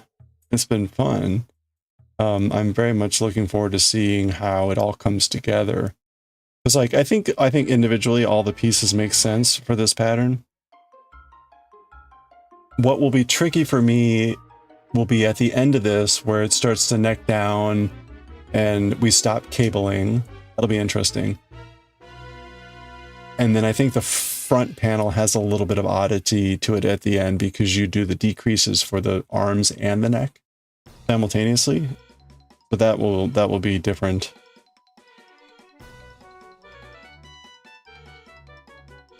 Different for me at least.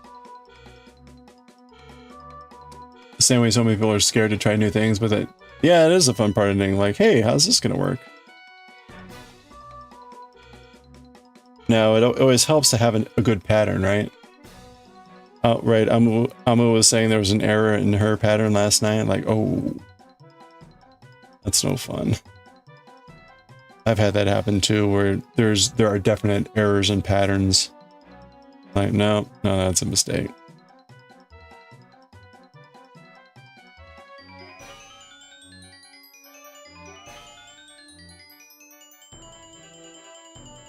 Yeah, that was sad to see. Looking forward to when I finish your blanket because you put down knitting 3 years ago. You haven't forgotten all your works in progress. Oh yeah. You know you have a find your fade or night shift or something waiting. Oh no. Is it? I was just talking with my aunt the other day. My aunt is a big craft person. And she was telling me that her mother, my grandmother, and I do remember this, my grandmother used to have all of her needlework and projects in bags. And so she would just have bunches of bags. And whenever she got tired with a project, she would just, put that bag down and she'd pick up a different bag. And I was like, oh, bags. That's a great idea. Because right now I just kind of lay things down on the counter here. If I had bags, I could have even more works in progress. Now, on the flip side of that, my mom has had me try to finish off a couple of her mom's projects.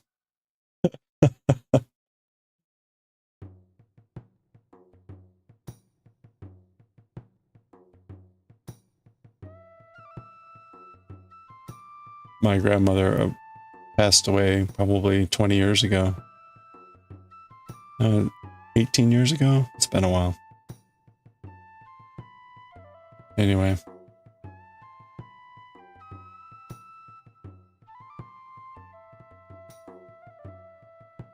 You have everything in bags? All those bags are in a giant plastic bin. Oh, see, that's good. At least, it helps put it all in one spot. That's, I think, is the wiser thing. I've got like a bucket upstairs, a basket with an Afghan that I haven't finished from a few years back that I should probably dig out and do at some point. You have some bags you use when you multi-skein projects, but your cat, oh yeah. Yeah, I don't have to worry about the roaming, Hello there. roaming animals. Oh, speaking of works in progress, there's our update on what we've got going on, what we finished.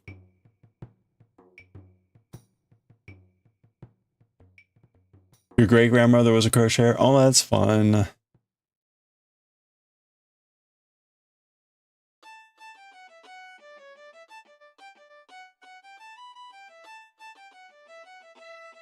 I don't know if my great-grandma did any, like, crafting stuff. I know my great-grandfather did a bunch of woodwork, and I've still got things that he made.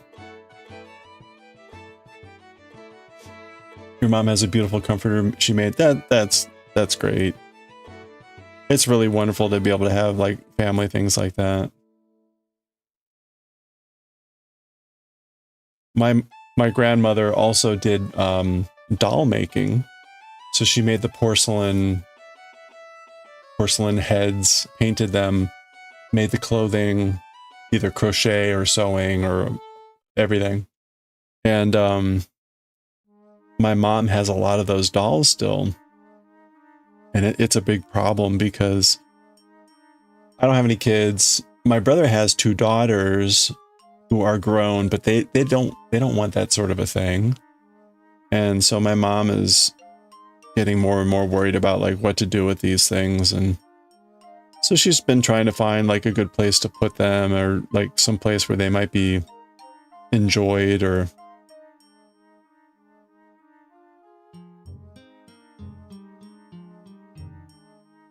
but it's kind of sad that we don't have a way to pass that down in the family.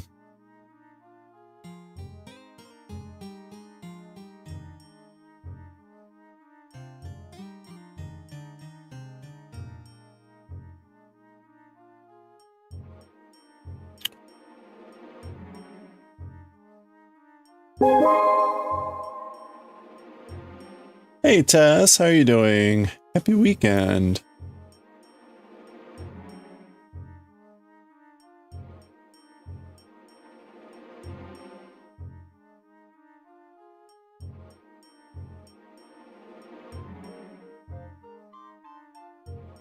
You know, while I'm thinking about it, I should ask you all while I'm thinking about it.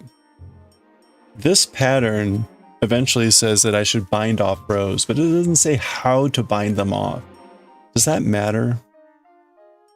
Keep in mind that I haven't done a lot of projects where I actually need to bind off. And so if I were to bind off like now, I'd probably just do a simple knit bind off or something. I don't even know what you would call it. You went to the library today, so you got some books to read? Oh, nice. What'd you end up picking up? Semi said, sorry, excuse me. Semi went to the library and they had a spinning class. I don't know if Semi's still around, but they had a spinning class, but apparently it was like intro to drop spinning, so it wasn't quite so useful.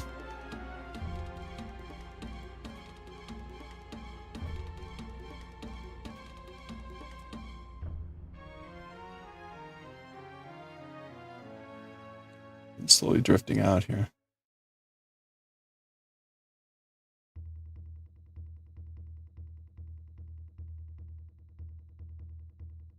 You helped people around you. Oh, that was nice of you.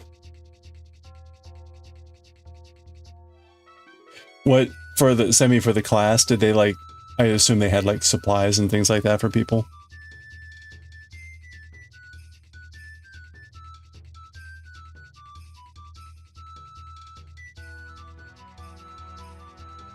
Oh, we're in ad time. Sorry, I just noticed that.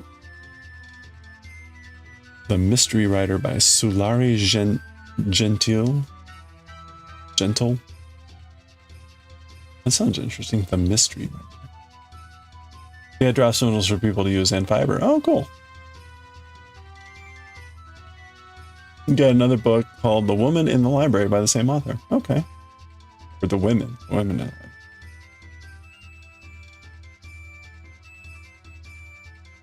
I'll be curious if those are like mystery books or fiction or...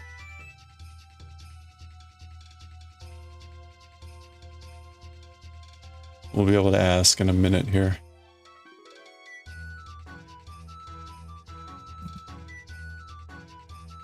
Oops.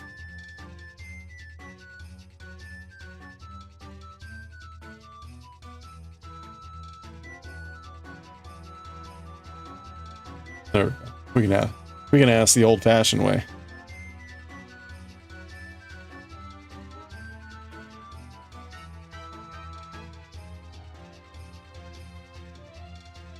That synth brass in this song.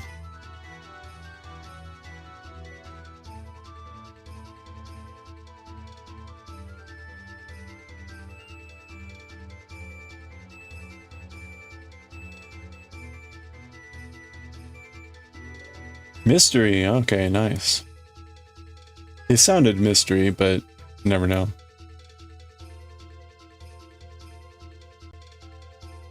Danger and suspense, okay.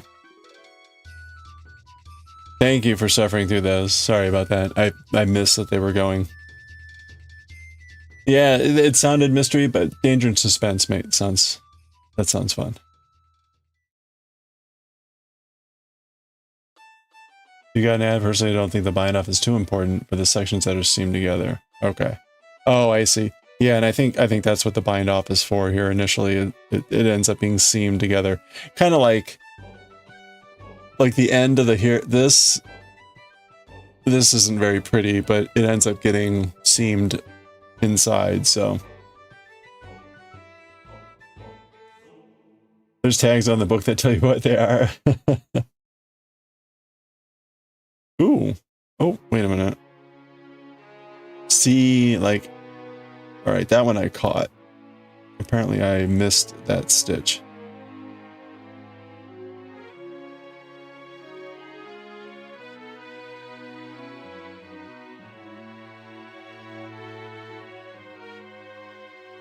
Huh. Wonder how that happened.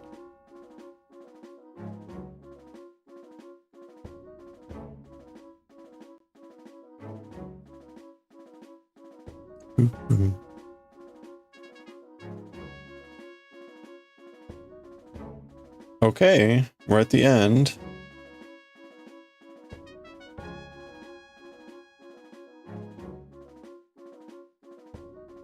There we go. That is the last row of our increase section. So we got one more increase to do. We are on the final increase before we start the bind off and the decrease. So I was going to wait, but of course now I can't resist. So we're going to go ahead and do that. So we got one more increase row to do. We'll do the back side of that. And then we're at the point that we can start decreasing. Hey, thank you for the follow. I appreciate that. Welcome. You're doing well. You might like a little stretch just to be safe, but it'll be fine. Seam adds structure so it doesn't stretch much anyway. Oh, sure. Okay, no, that's cool. That's cool. This is the first time for me.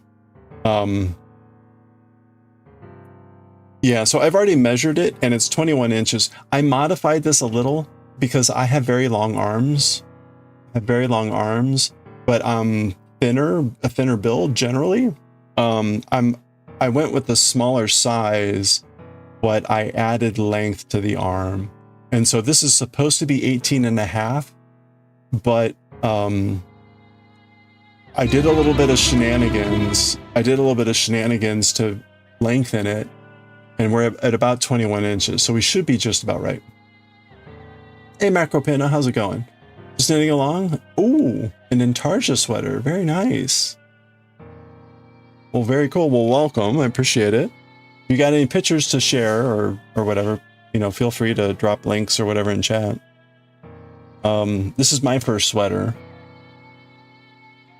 And it's more involved than I was expecting. As long boys have to always, yes. You think people forget you exist. Yeah, exactly. I'm gonna have to do the same thing on the torso. Probably gonna have to add an inch or two at the lower part before it gets up into the chest. Yeah, this is my first sweater.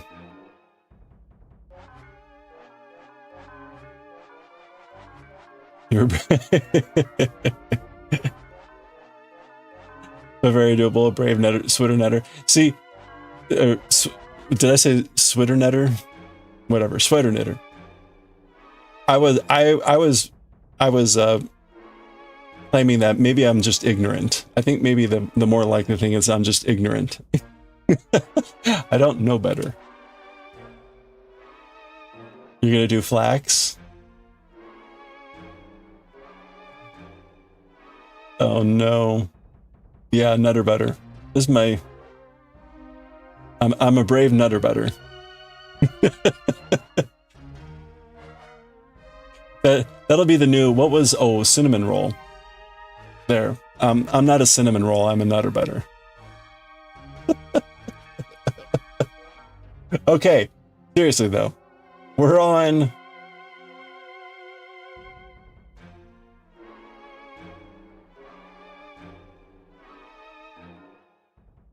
I've been writing this out, so I'm gonna do that right now. We're on row 137. We're increasing to 94 stitches, which is our target stitch amount. This is increase number 17. And we should only need to do 2 rows here.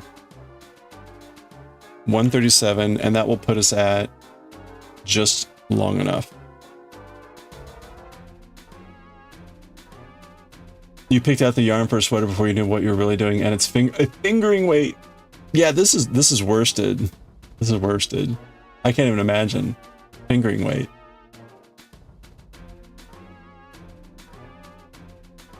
Used a flax pattern as a basis for your sweater. Oh, okay. It's just complicated. You just complicate it with 9 balls of yarn at once to make vertical stripes. Wait. Oh, I see. You need like 1 ball for each like stripe or something with the intarsia. Is that? I haven't done intarsia. I've done what I don't even know what to call it. I would just call it normal floats. We were making some socks. And that's only 2 balls of yarn. Okay, yeah, so you have 1 ball for each thing stripes. Oh, that's cool though. It's been patiently waiting for you for 5 years. I see. Hey, thank you. That's my first sock, my first float attempt, but I haven't touched the sock in a while, so we'll get back to it eventually. So technically I can't claim it's like a finished project at this point. I got distracted by this sweater. So we are, for our final increase, we're going to be making 1 right. So we're back to making knits. And we're going to be making 1 left. And that means we need to add a purl 1 here. And a purl 1 there. Okay. We've got our final 2 rows. Let's get to it. Well, final 2 rows before we do a bind off and then start decreasing. If I look really quickly, hold on, let me check this out. We do a bind off row and a bind off backside, and then we start to do decreasing. For this size, we're basically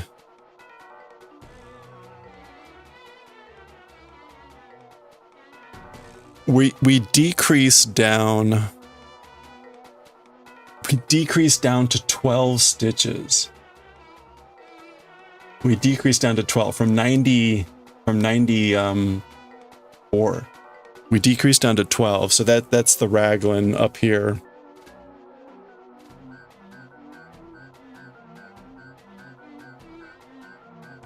Over, it looks like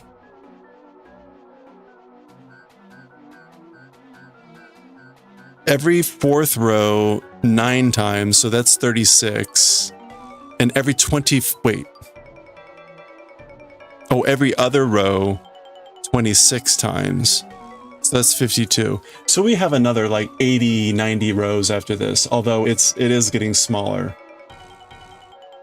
So, okay, here's my other question for you. I had looked ahead on this pattern. On this pattern, it doesn't tell you anything about what to do as you decrease. For the front and the back, it talks about how to stop the cabling as you're doing the decreases. And basically, as far as I understand, is if you get to the point where you can't finish the entire cable, which is four stitches, you don't do it, and you just knit them, and you let those vanish as you decrease. I'm assuming that's what I do for the sleeve then, because it doesn't explicitly state it. Does that sound right to people?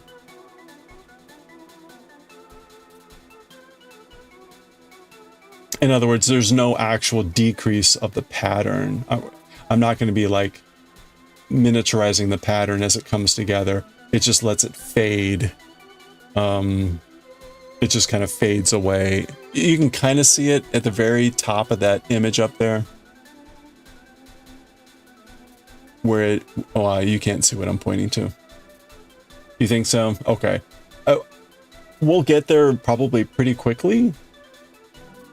Actually, it'll take a while to get there because it'll take a while to get through all the basket weave. So we won't get to it until we're down to, this is about 20. This is like about 10 and 20, so about 50 stitches. It just fades away. Yeah, okay. All right, let's do it. This is our last increase in our last 2 rows before decreasing. I'm trying not to get too excited.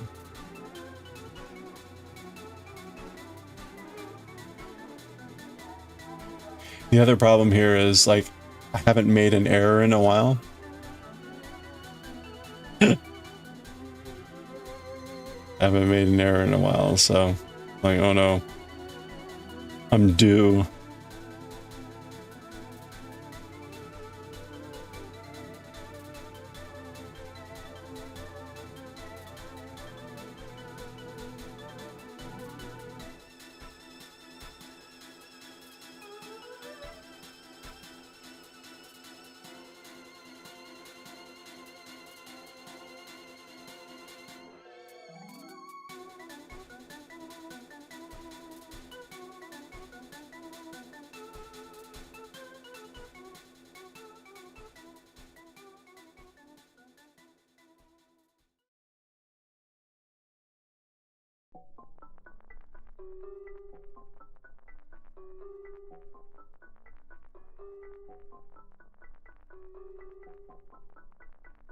Oh, nice. The other classes are dyeing, felting, weaving, and mending.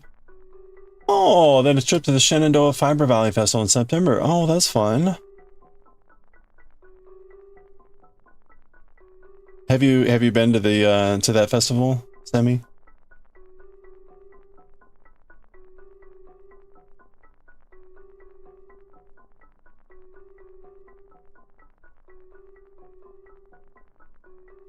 It's not that far away, right? It's been a while since I've been to Shenandoah. Last year? Okay. Oh, that was your first festival. Oh, fun.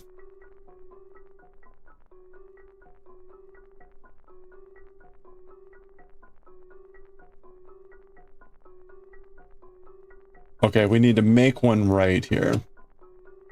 A little under an hour for you. Okay. Might be a little bit more for me. All right, we're going to make one right, which is front to back. For me, it's front to back. And then we're going to knit in the back. Front to back. And we're going to knit in the back.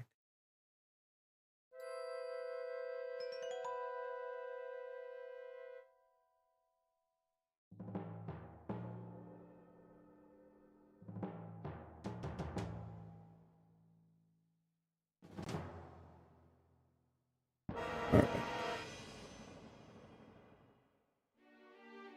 Maybe, yeah, 1.5 for me. Yeah, it's been a while since I've done that. You only made one sweater that was in pieces and required seaming. Yeah, that's what this will do. That's when you find out you don't really like seaming. So you only do sweaters in the round, even if you have to write the pattern to make it in the round. Oh, okay. Well, that's cool. Yeah, I imagine. I'm trying to think about, like, this pattern and how that would work. I'm sure it's doable.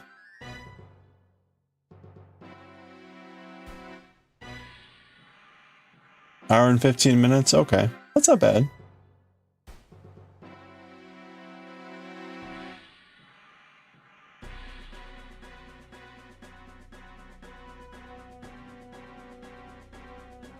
Yeah, it's been forever since I've driven out to the Shenandoah area.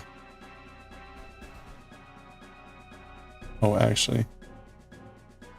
There we go.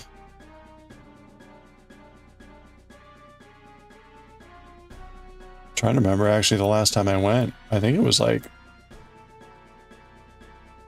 It might have been like almost 20 years ago.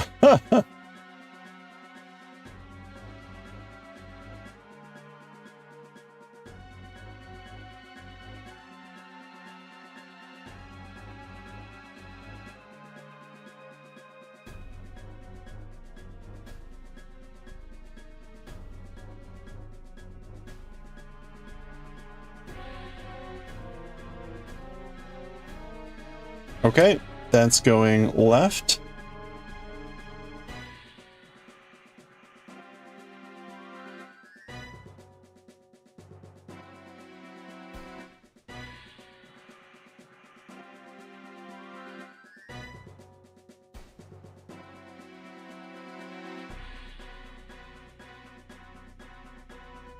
Oh wait, no. Now this needs to go in front. What am I doing? We're fine. We're fine.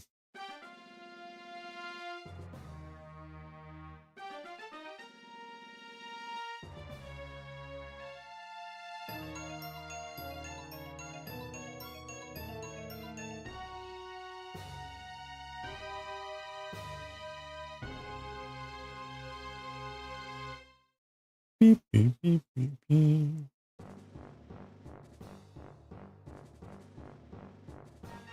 Okay, that's left and right. That's good.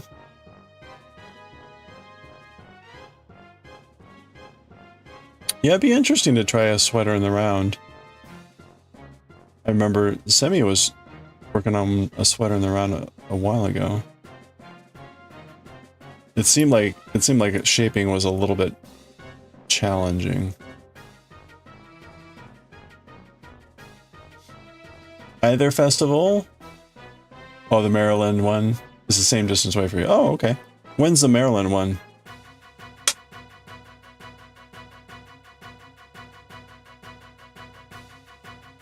And that was just you.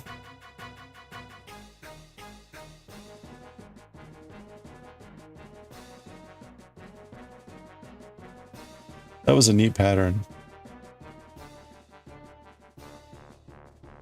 That one's coming up. Oh, okay. Interesting.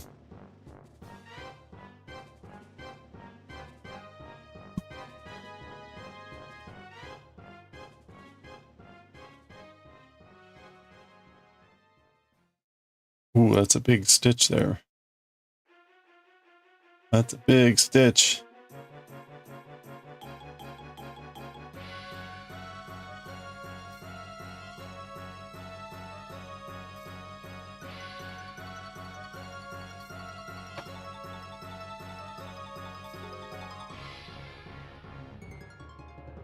All right, there we go. Purling. All right, so that looks good. You like it because when you bind off and weave in the end, you can wear it, it's done. Yeah, right. This is going to be blocking, seaming, blocking. I think there's still more knitting at the end and more blocking.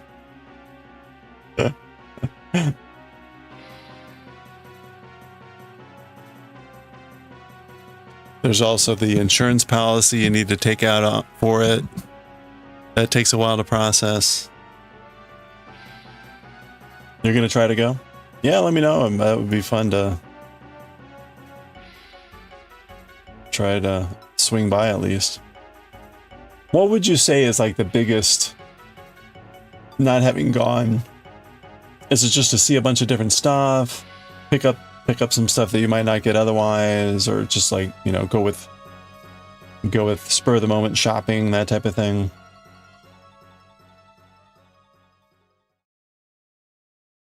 Trying to find new, unique stuff or new to you stuff, test out stuff. I guess you can do all those things. Same with socks, you can't do them one at a time. Yeah, you want to move on, get really annoyed at having to do the same over again. You do 2 socks with magic lube. Oh, okay. Yeah, I was feeling that. I mean, I was having trouble finishing the 1 sock, right? So I was already getting the dread of the 2nd sock. Like, ugh. I solved a little bit of the dread of the second sock by deciding to change the pattern slightly, or majorly, which we still need to finalize. But the one sock that I had there, it's a bunch of alien faces, and we thought it would be funny to make the other sock a pattern of cows being abducted by spacecraft. So that's the aim for the second sock.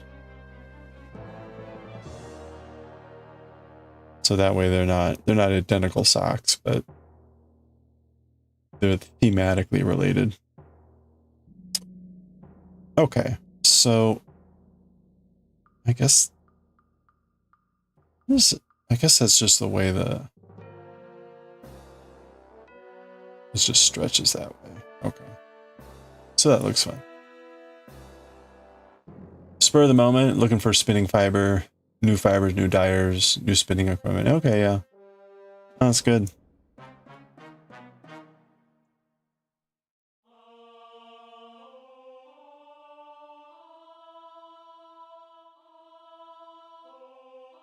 Are they usually outdoors, or is it like a convention thing?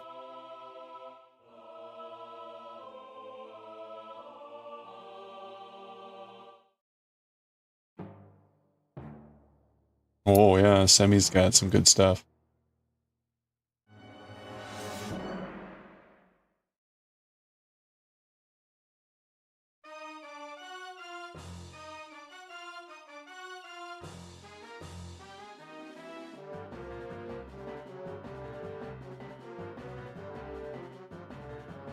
Some outdoor tents, some in barns. Oh, okay. Oh, that's cool.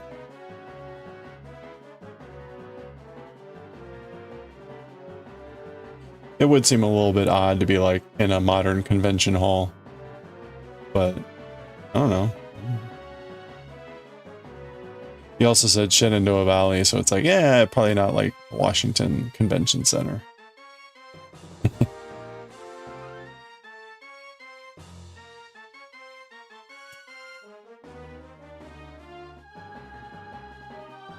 Yeah, Turkish spin, you spin a treadle wheel. That means also got a loom. Got a loom. If you went together to be in trouble, you need a fiber daddy. Can you imagine? Like, I don't need a sugar daddy. I want a fiber daddy. Huh?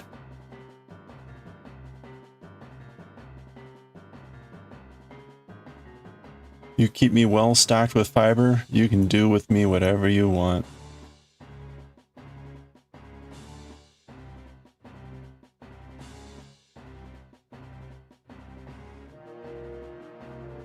You're not above that. Same. You too, please. Yeah.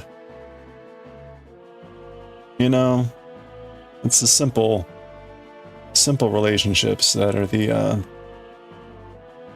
deepest, the most endearing.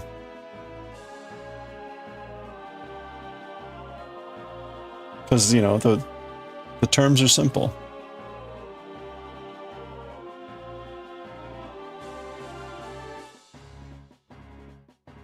Your boyfriend would totally understand. Well, you just need to convince your boyfriend to, like, let's talk about some different terms of agreement here.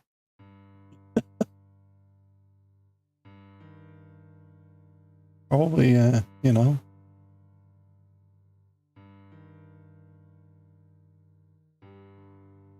Your ideal man buys you fiber, and then you make him things to wear. That's how it needs to work. I mean, that sounds like a good arrangement. I think a lot of people have that with like food or other things.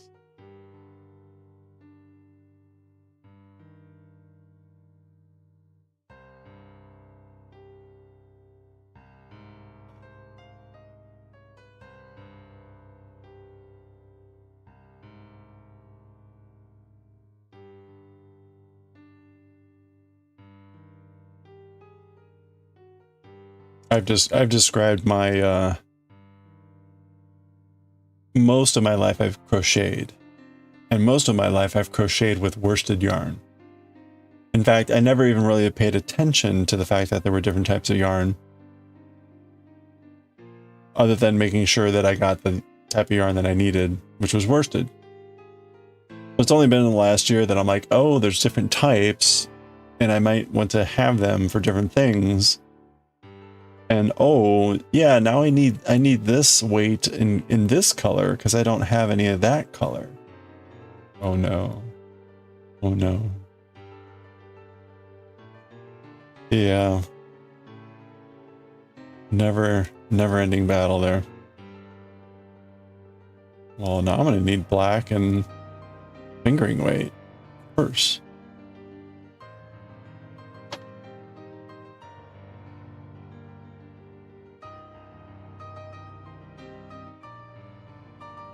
All right, there we go. Whew. That was the last cabling section there for that row. And I appear to have avoided dropping a stitch so far. Maybe. We'll find out.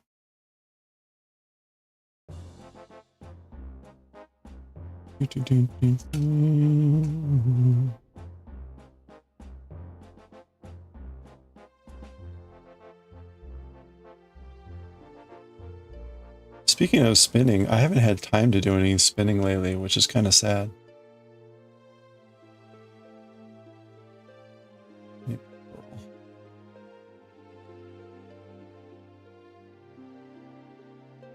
I guess I'll have to get back to doing that on stream.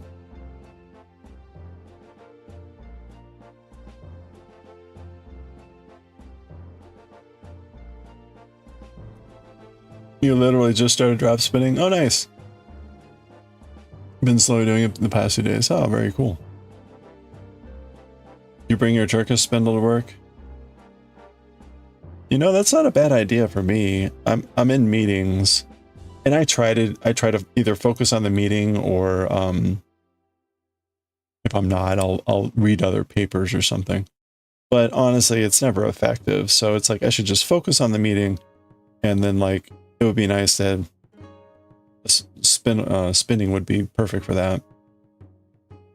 Because you can do spinning while you're listening to a conversation.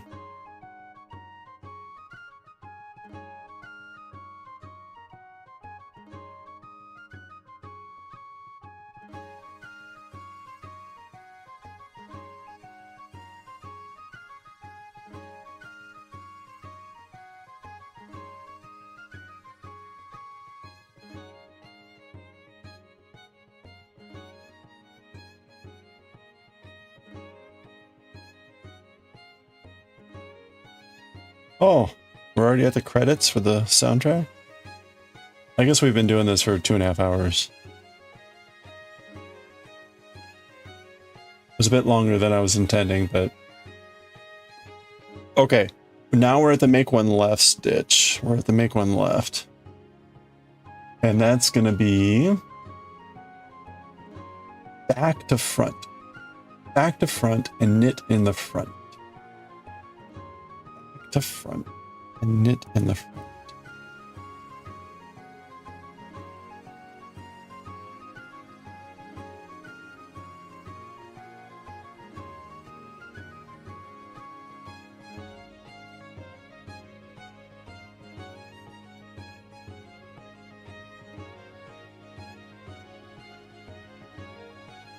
All right, there's our make one left.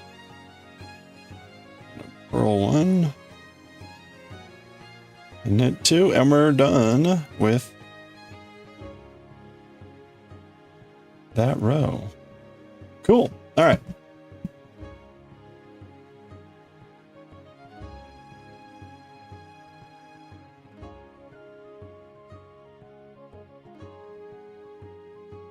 All right. Oh, really big.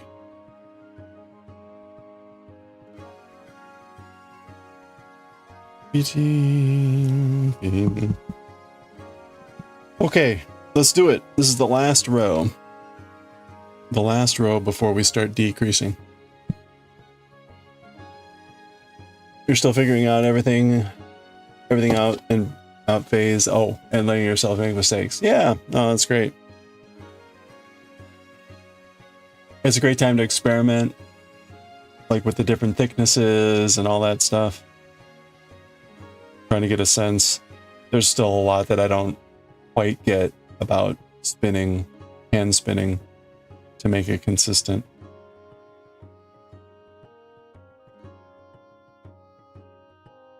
Yeah, that's great.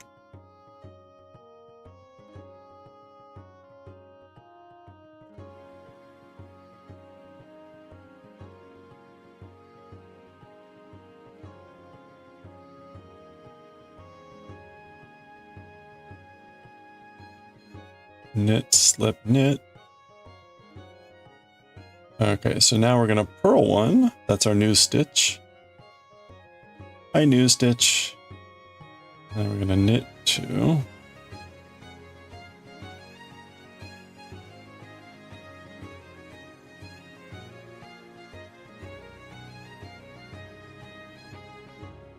You got the $10 fiber from Amazon, so you're not upset when something goes wrong. It's good to have like a kind of like a reasonable, cheap investment.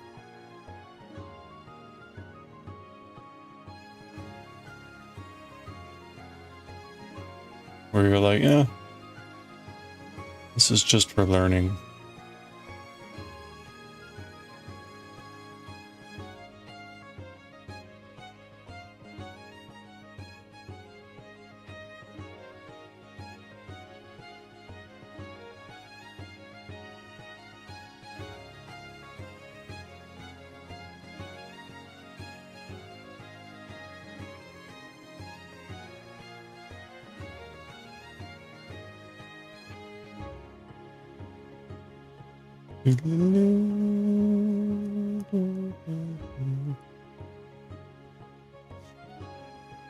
You're waiting it to get a little bit better before dropping $40 on 8 ounces of good stuff. Yeah.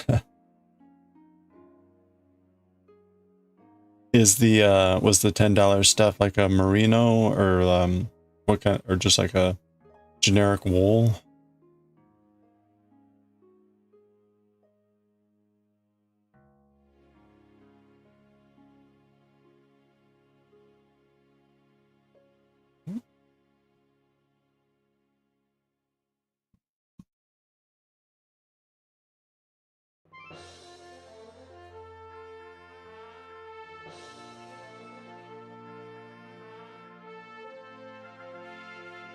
Okay.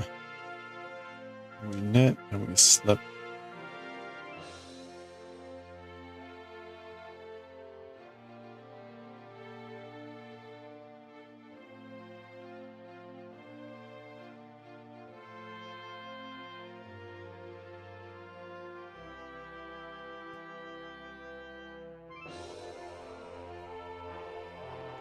Etsy has some pretty affordable quality fibers. You want something nicer but still cheap. Yeah, you know, Mario, is there like any list anywhere for like reference for folks? Of like, hey, here's some good like places to check out for certain types of things. It seems like that kind of resource would be kind of nice. Where it's like, oh yeah, check out these people or these shops. Like if you're looking for just some, you know, high end versus like, oh, this is just like good, whatever, good solid, blah, blah, blah. Now you've seen so many indie dyers, it's hard. Yeah. Yeah, I can imagine that ends up being a bit, what do you call it? Low stock. Some dyers probably may only work a little bit. They may take a break. It's probably like a constantly changing list.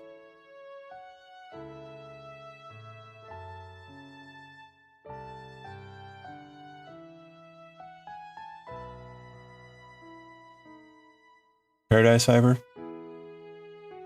Generic wool. Okay.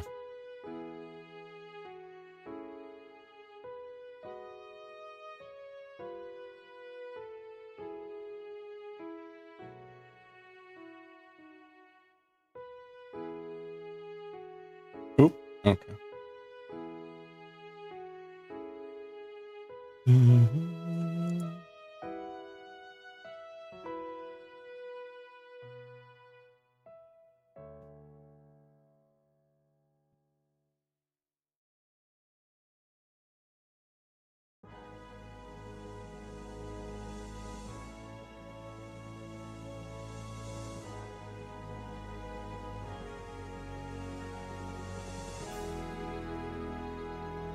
Game demo.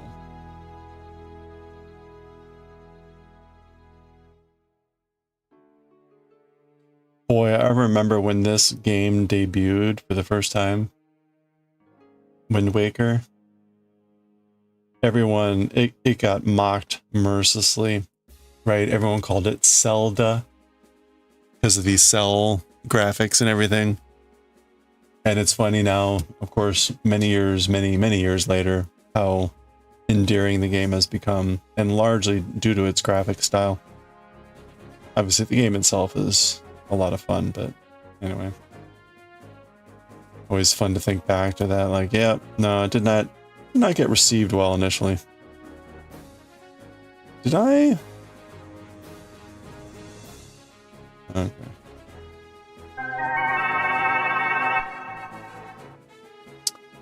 Hey, Amu. You really want to work up interlacements? Merino wool fiber, Scottish lichen colorway. Ooh.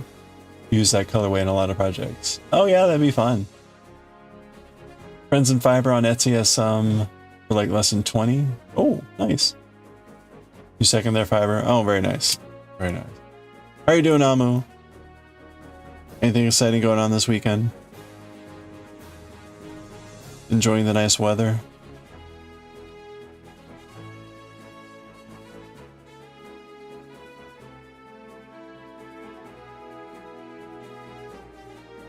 Tell me about your spindle. Hey, there we go. Semi is already starting the getting people hooked. Perfect.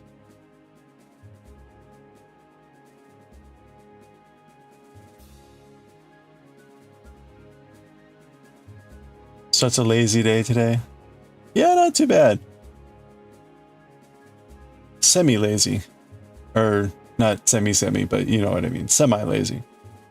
I finished off that bookshelf this morning, but then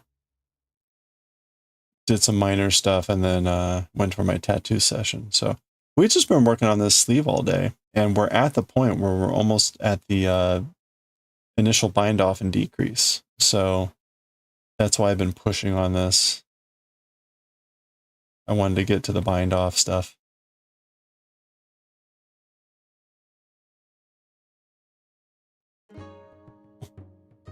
For me, for you, it was totally lazy. Nice.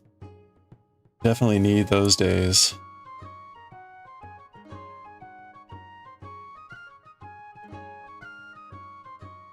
Yeah, so this is the last row right here. This is the last row before we look at starting to bind off the initial bind off and start the decreases. So I'm kind of excited. So we're at the maximum width right now of the first sleeve.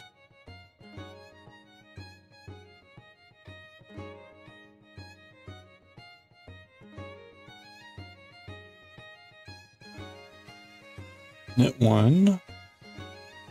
There's our new stitch. There's our new stitch. Purl into that.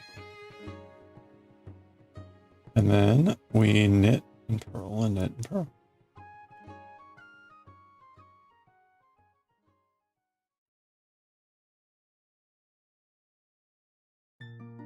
We were just talking about fiber stuff.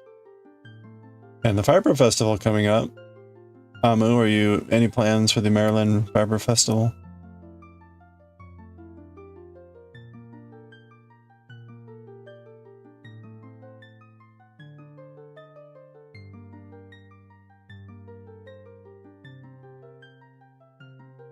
Oh, you'll be vending. Nice.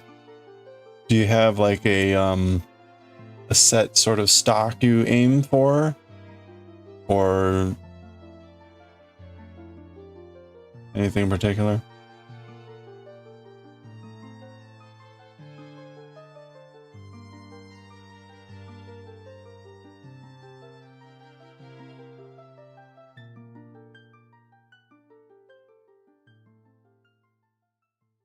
Any rare wood spindles? You know, like made from the bones of rare forest creatures, or the horns of rare forest creatures.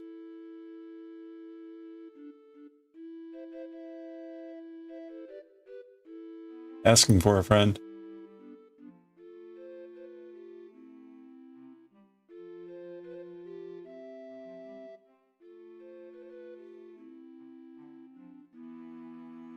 You usually have an idea what you're gonna bring. If you can get some made, you have wait. I such have some fun. Wait, is that I might have some fun stuff?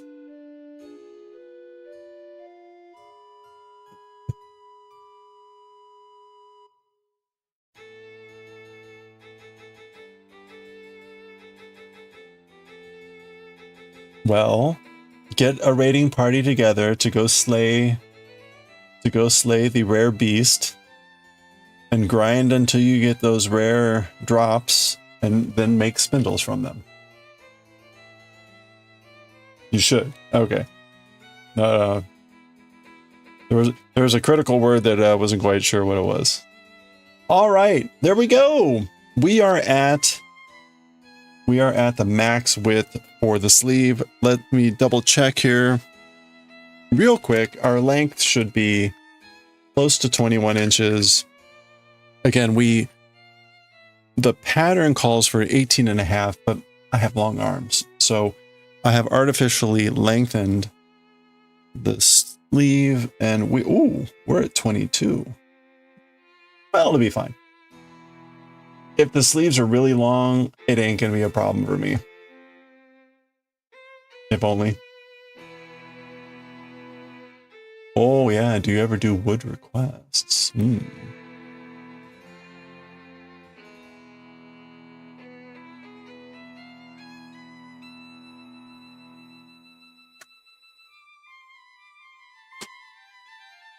Okay. Let me go ahead and it's already 9. Ooh. Let me look at what I need to do for the decrease here.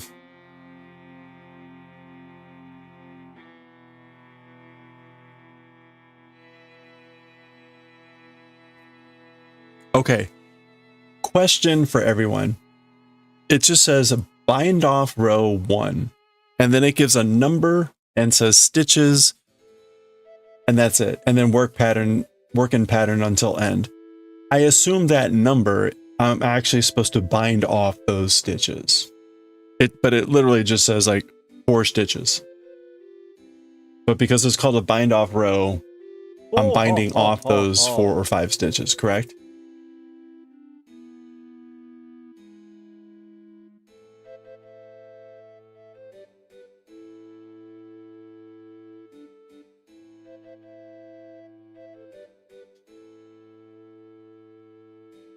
It goes all the way up to my neck. Wait, what? You did miss it. It really depends if you can get it. Most of what you use is scrap rack of the shop. Ah. Yeah, bind off that number. Okay. Now, again, I haven't done a lot of binding off.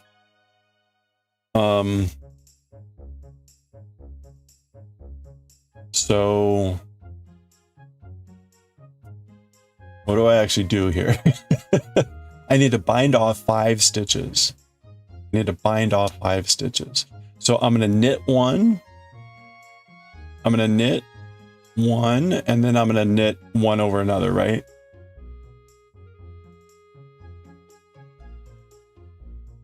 I actually don't know what I'm doing here. So I will pause as everyone rolls their eyes.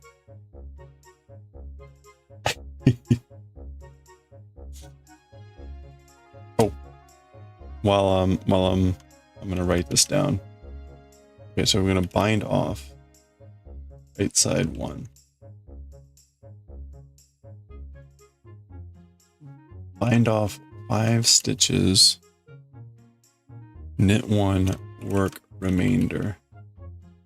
Okay. It should just be a regular bind off. You knit 2 and then overlap the first stitch with the second, and that would be your first decrease. Your first bind off, yeah.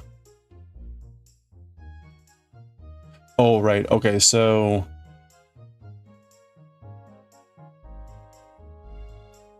I'm gonna knit 2, and then I'm gonna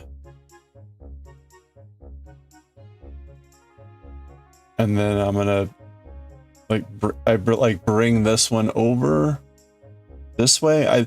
I know the direction matters, so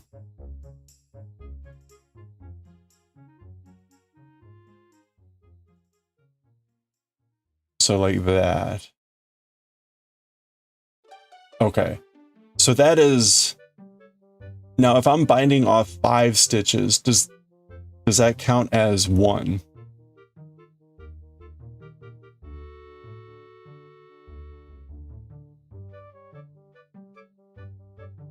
Okay, so that is 1 because I have 1 left, even though I used 2. Okay, so this is now 2. Oops. This is now 2. And this is 3. And it's always a knit bind off, or that really doesn't matter here? 3. In other words, I don't have to bind off in pattern. Which, if that is the case, then it's already way too late. 3.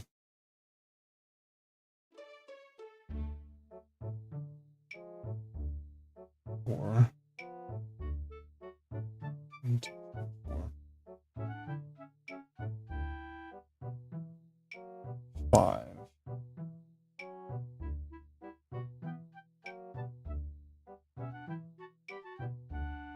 You don't think it would matter? Okay. If you knit the knits and pearls the pearls, it might be a little bit more stretchy. You don't think it matters? Okay. All right. Thank you. Okay. So there we go. Now the pattern says to then knit 1 and then work in the established pattern.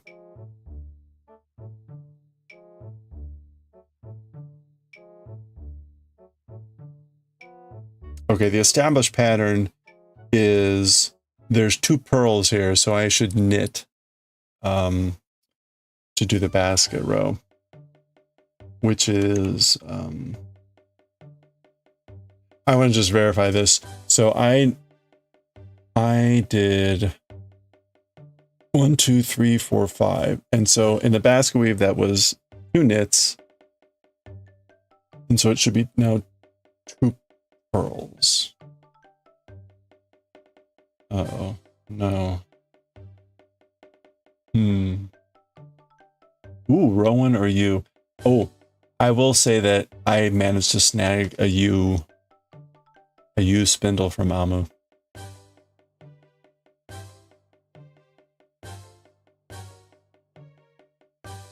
Usually doesn't matter because it'll be seamed. Okay, yeah, that makes sense. You've got a few you. You've got a few me.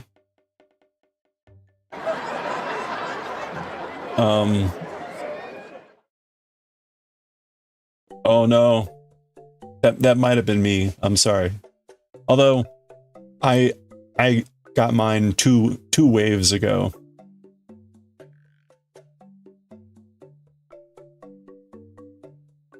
Leave the U for Crafty Cooper. Can do. You have one you're listening tomorrow, but that will be your last U.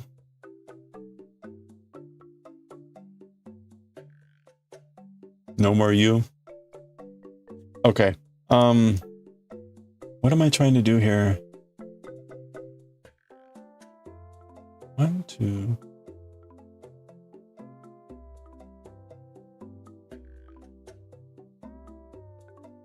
Okay, here's...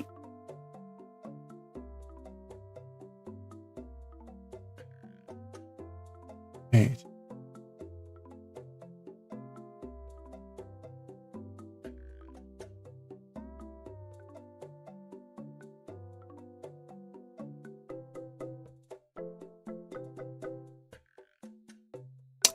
Okay, wow. All right.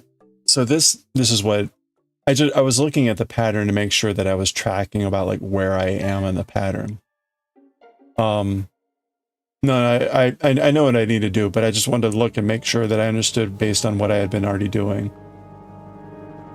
And the trick is because I bound off 5, but I actually used 6 stitches, and then I knitted 1, so that's actually 7. So I am 8 stitches into my normal pattern. Right? 1, 2, 3, 4, 5, 6. Yes, yes. So I should be knitting. Yeah. Okay. No, that's good. So I am already, the point is like, I am already 4 stitches into my basket weave, which is kind of what I wanted to track. Because,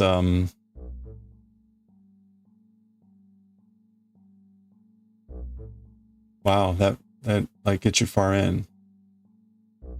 Knit 2. Okay. Yeah. Now, I had figured out by this time that when I'm on the right side, which I am now, when I see a purl, I knit. So I could have figured that out anyway. But again, like, I was just kind of curious what that translated to. And wow, that's pretty cool. So, all right. Let's keep going here just to see what this looks like. I bind off on the wrong side as well. There will be 5 stitches on that side to bind off. To balance out the other side. Oh, and the other thing we'll have to figure out is, am I going to have to change the decrease method? So the decrease method here is purl 2 together, back loop.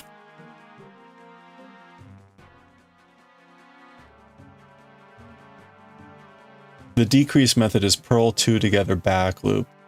Would I need to do anything different lefty-wise? Probably not.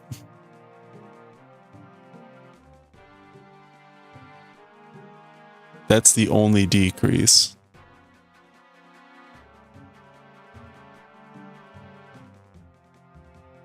Wait a minute.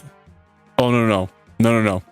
It's purl 2 together on the left side, purl 2 together, and then purl 2 together back loop on the right side. So that's the question is, am I going to need to switch that?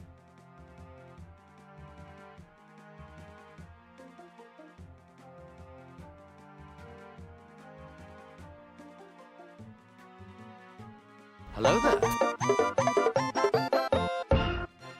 You think so? We may need to do like a little test demo to verify.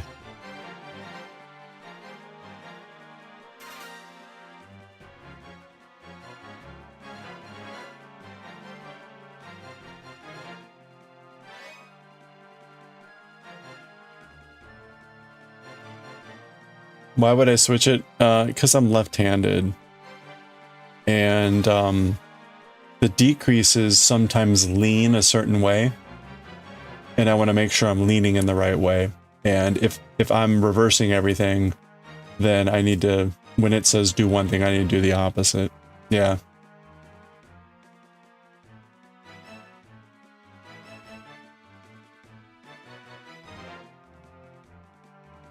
Yeah, the joys of being left-handed. It usually doesn't matter, but it...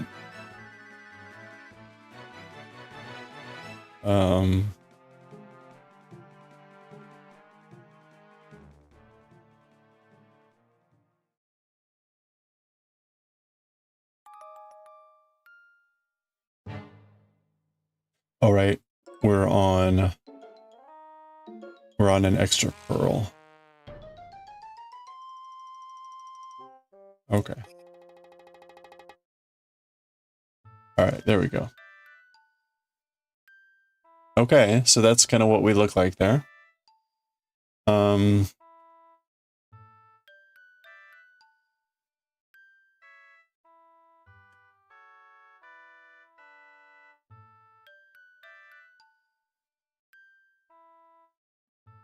Okay, and so now we're just knitting in pattern. I should go ahead and write everything out because it'll just be easier for me for the second sleeve. This, however, is just the knit row on the cable side, so that's good.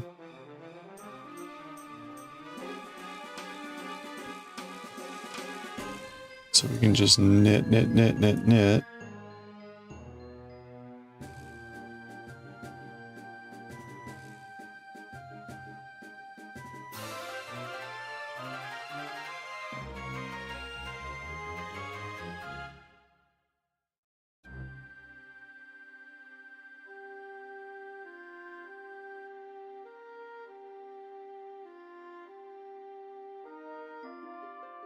Your left-handed crocheter, so you see what happened there. So you knit right-handed then?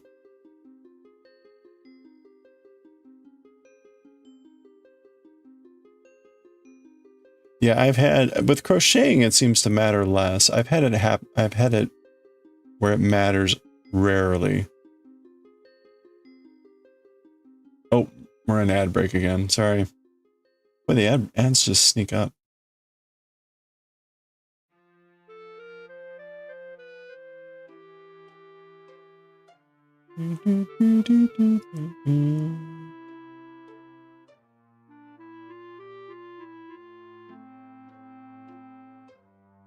Oh, that's every time. Okay, well, that's cool.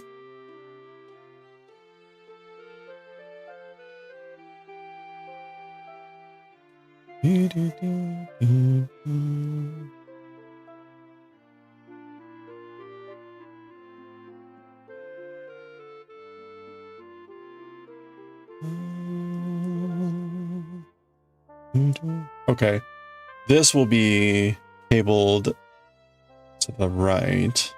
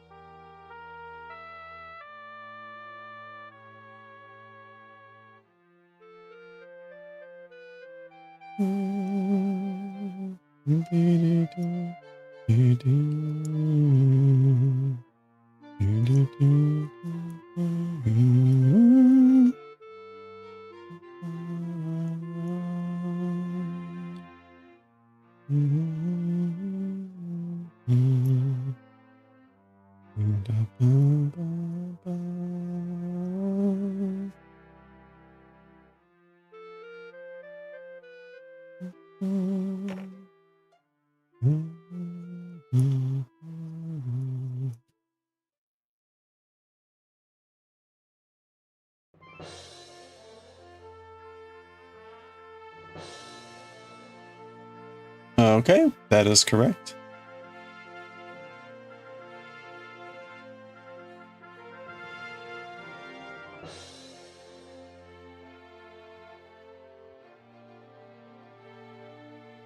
And again, we can knit through this.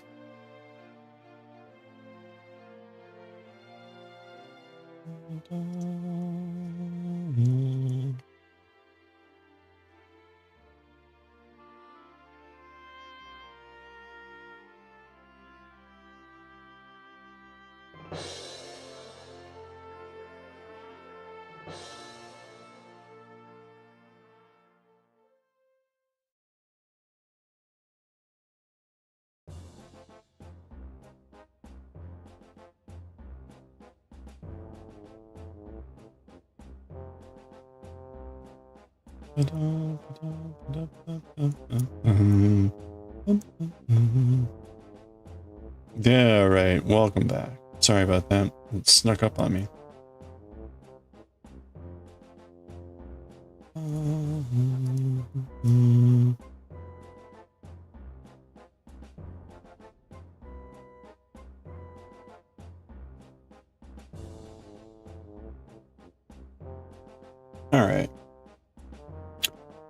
Okay, so actually on this side, I can knit through to the end. We don't have to do anything different.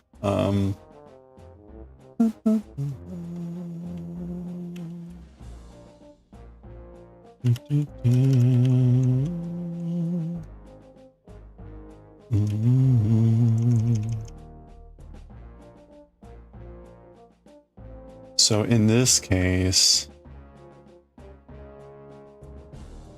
that's what we've got. So we don't do the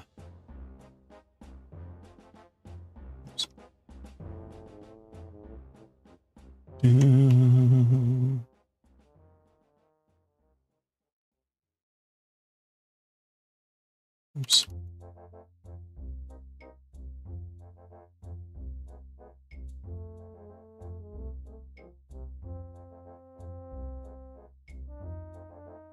All right, so we knit, we purl, and then we're knitting and purling opposite of what we see.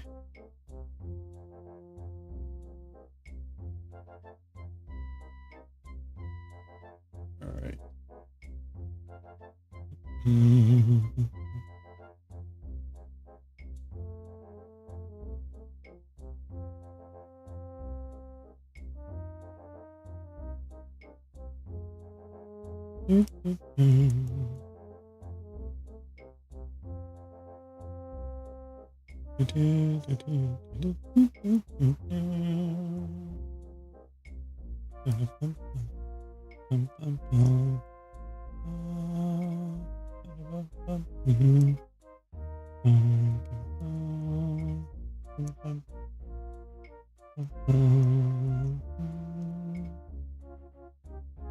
All right.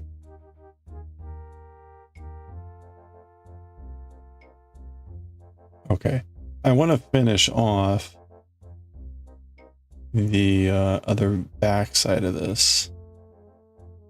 And we'll see if we have time for doing the decrease. Actually, well, yeah, we'll see here. Okay, so per purl.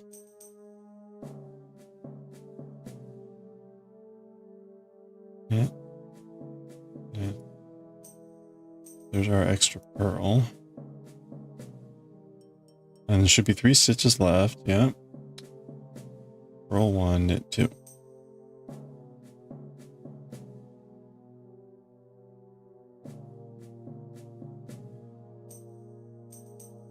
Okay, there we go. All right, that's our first bind off row. We have bound off 5 stitches there. Let's go ahead and do the back side here and bind off 5 on the back. I believe this looks pretty much the same. Bind off 5. Oh, then we slip 1. Okay, interesting. Bind off 5.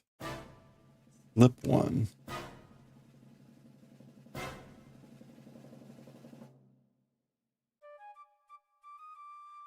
And then, oh, okay. So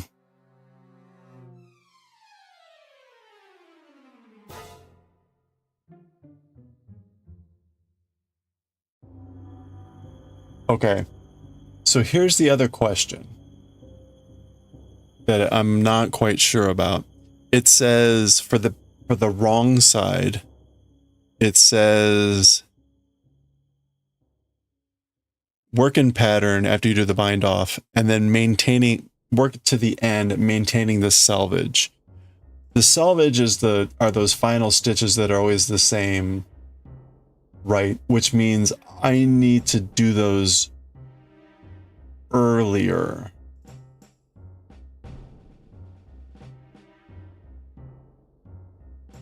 So for instance, the wrong side selvage is a knit, slip, knit. So I need to, when I get 3 stitches at the end, regardless of where I am, I need to knit, slip, knit.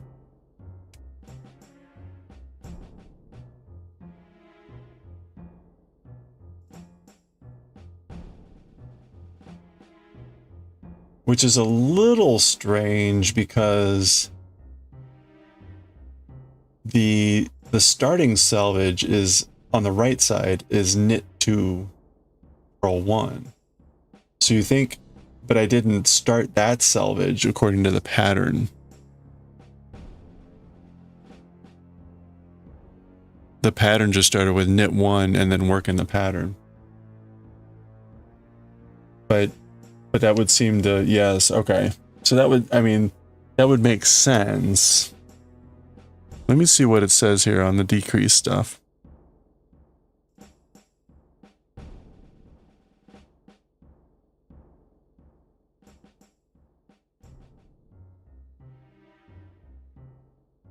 Okay, it only tells you what to do on a decrease row.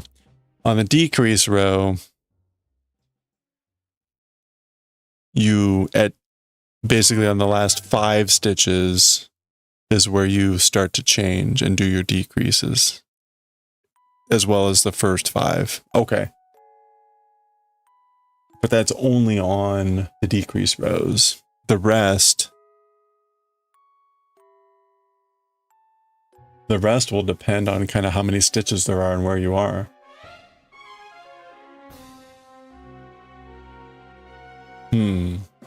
Okay. Ooh. That was weird.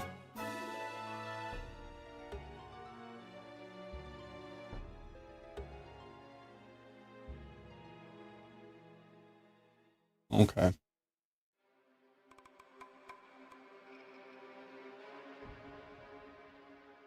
Well, let's see how this goes. Okay, so I'm going to bind off 5 now here on the back side. I'll go ahead and knit, even though normally, actually it wouldn't matter, we're in the basket weave. So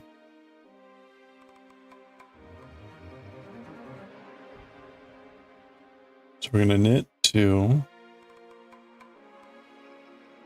And then flip this over. That's 1.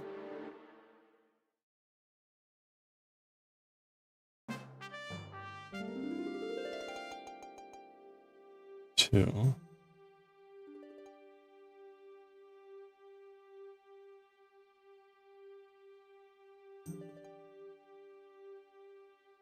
3.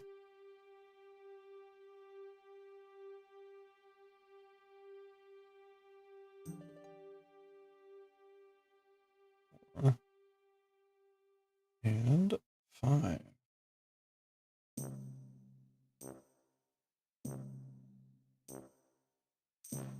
Okay. We've got our 5 stitches bound off. We're now in the middle of our basket. Oh wait, no. It's now slip 1.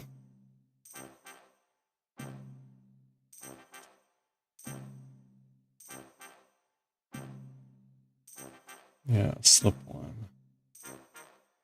Okay, interesting. So it's uneven on the 2 sides. Because now I'm halfway through the basket weave. Interesting. Okay. Oh, right. No, because also we're going the other direction. So it's on and odd. It's the other way around. So I'm going to knit there.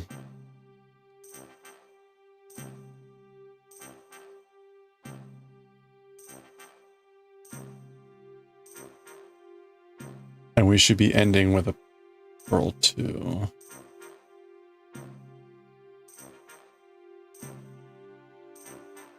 With 2 stitches left. So we'll end with a purl 2 here. Yep, that's right. Okay. That's right. All right. We're good. So we're doing what we see here. So we're knitting. Knit 1.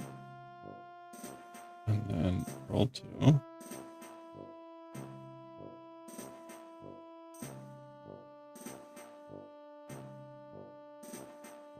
Knit 2.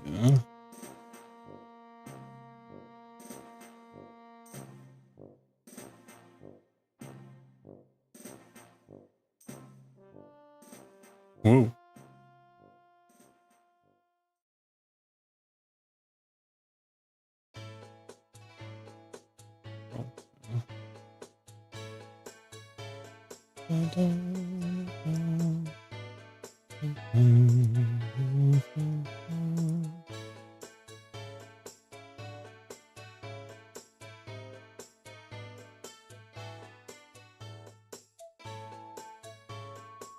Okay,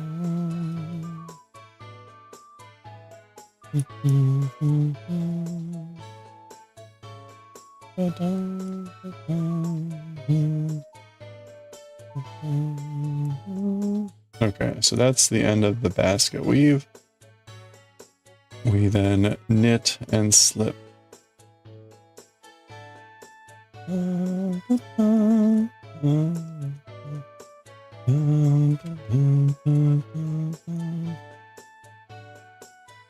Okay, and then we're here.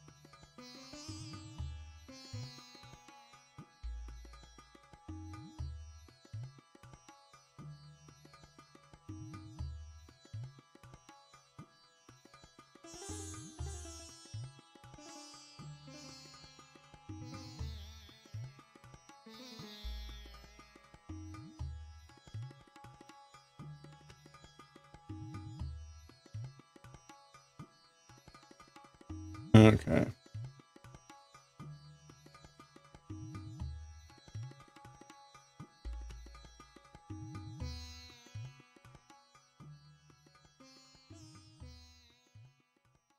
How did I really not notice that before? Funny. All right. Well, this is exciting. I'm very excited to be on the decrease. And we're already down to like 80 something, which is cool.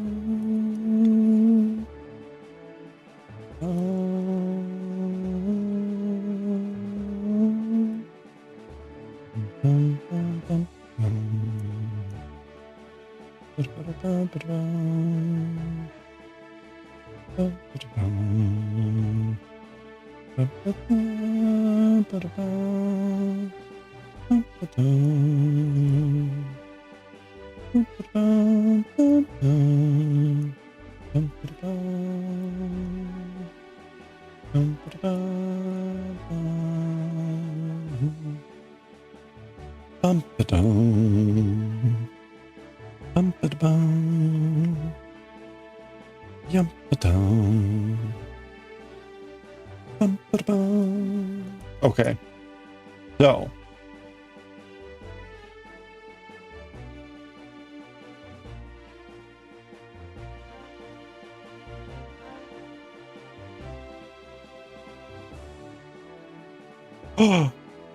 Wait, what happened? How did I lose a stitch here? Oh, I did it again. Okay, we're fine.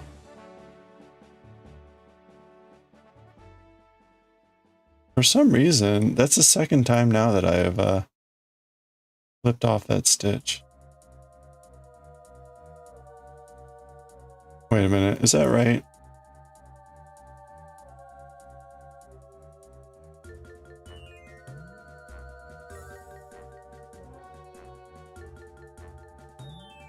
That needs to go through, right?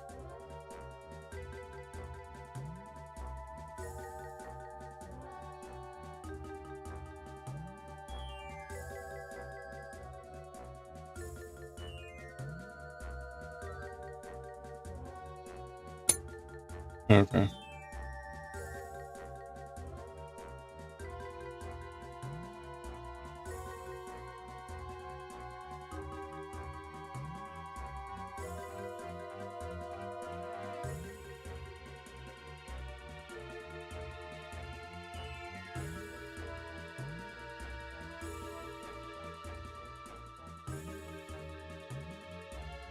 Oh, no, no, I don't purl there. Okay.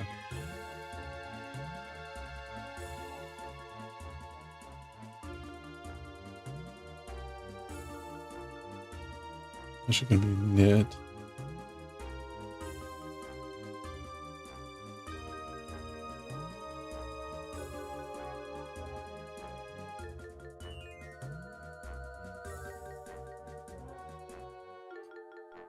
Okay, so I am supposed to stop 3 from the end and do the selvage.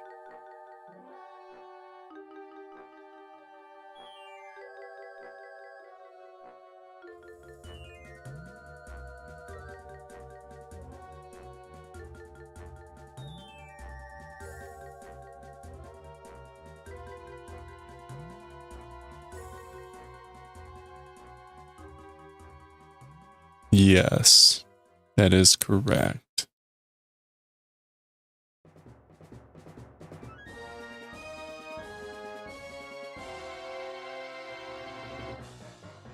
Yeah, okay, interesting. Huh, alright. So I'm knitting here.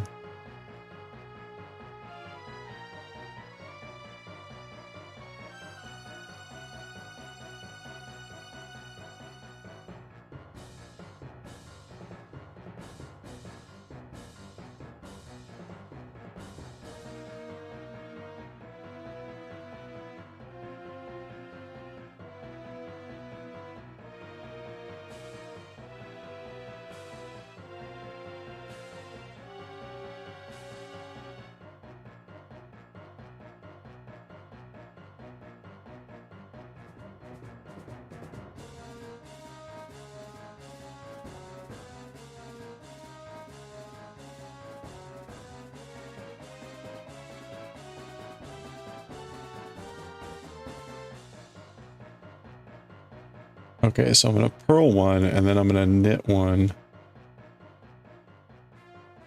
slip, and then knit one. Okay, so that's a little bit different.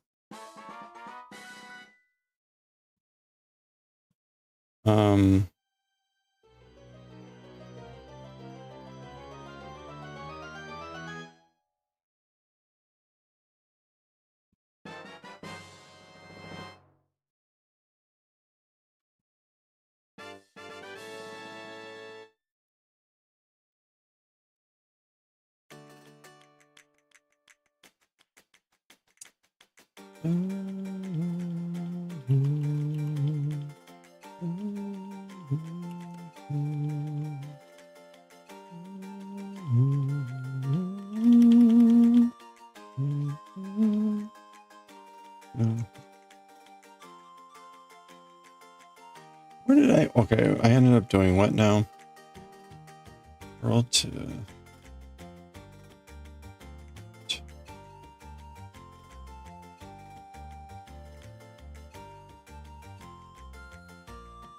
How many purl 2s did I do? 2, 4.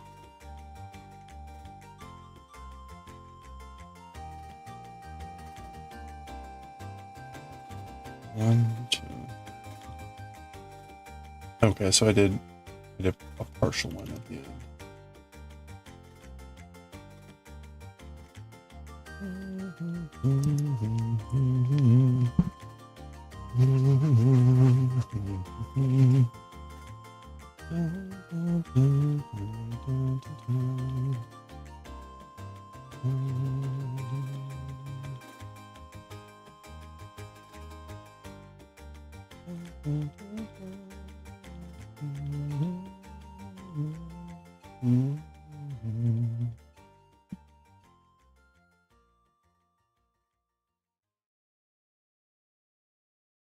All right, I think that does it for the bind off row.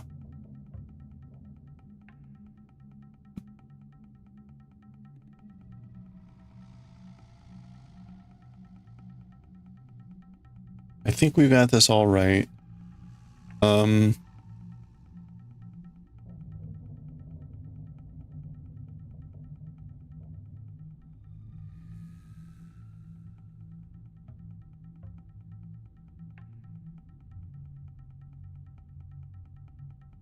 Okay, so we're back to C1. No, C5 and A1. Got it. All right.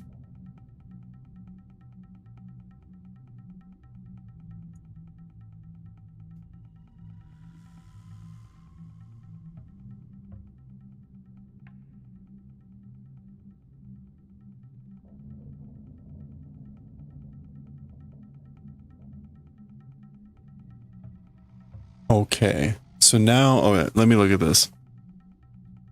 There's our decrease row.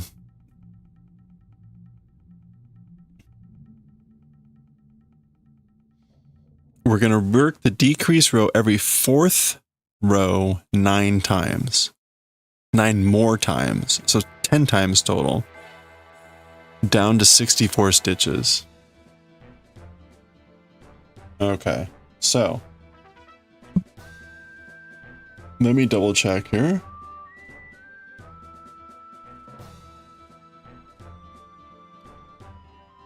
We went up to 94. We bound off 10 total, so we should be at 84. Should be at 84 stitches. 2, 3, 4, 5, 6, 7, 8, 9, 10.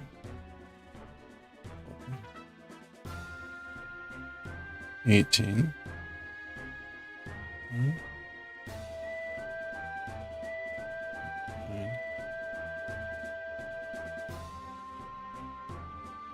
11.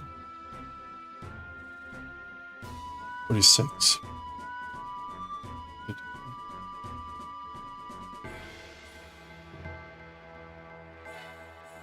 66.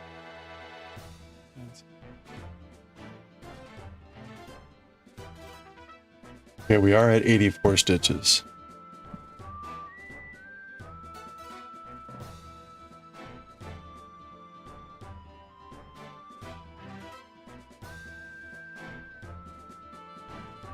Which will take us down to 82.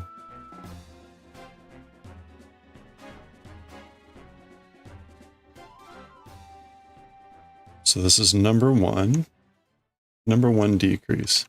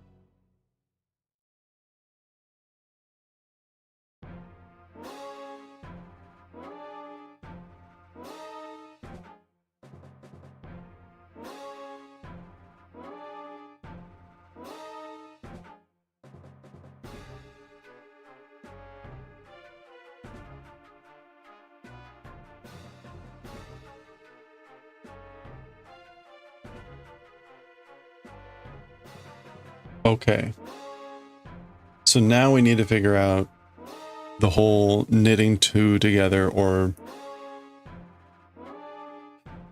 purling, or sorry, purling two together or purling two together in the back loop. I guess I should do this on a separate needle?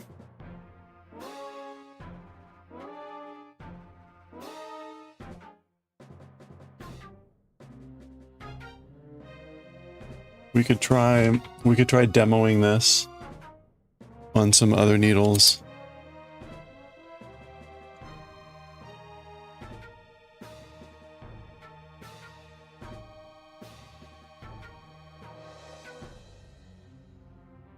Oops. Okay, let's try to, let's do something really fast if we can.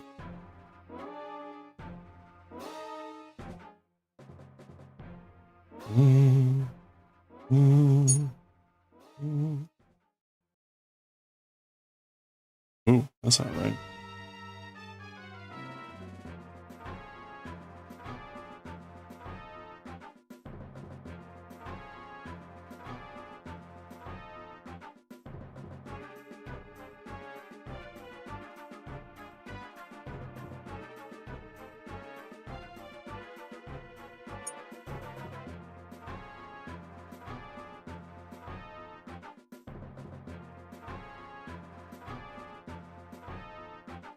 Okay. So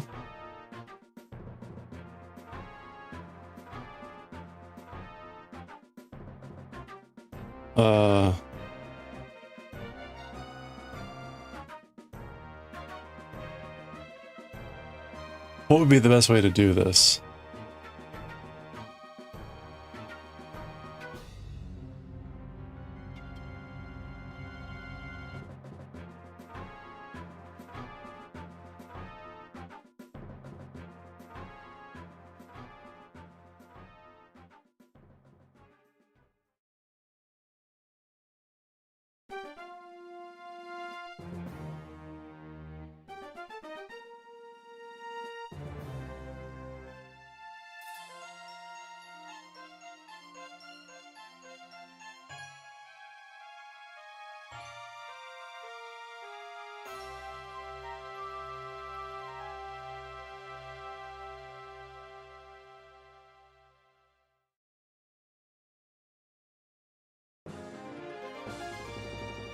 How many nights?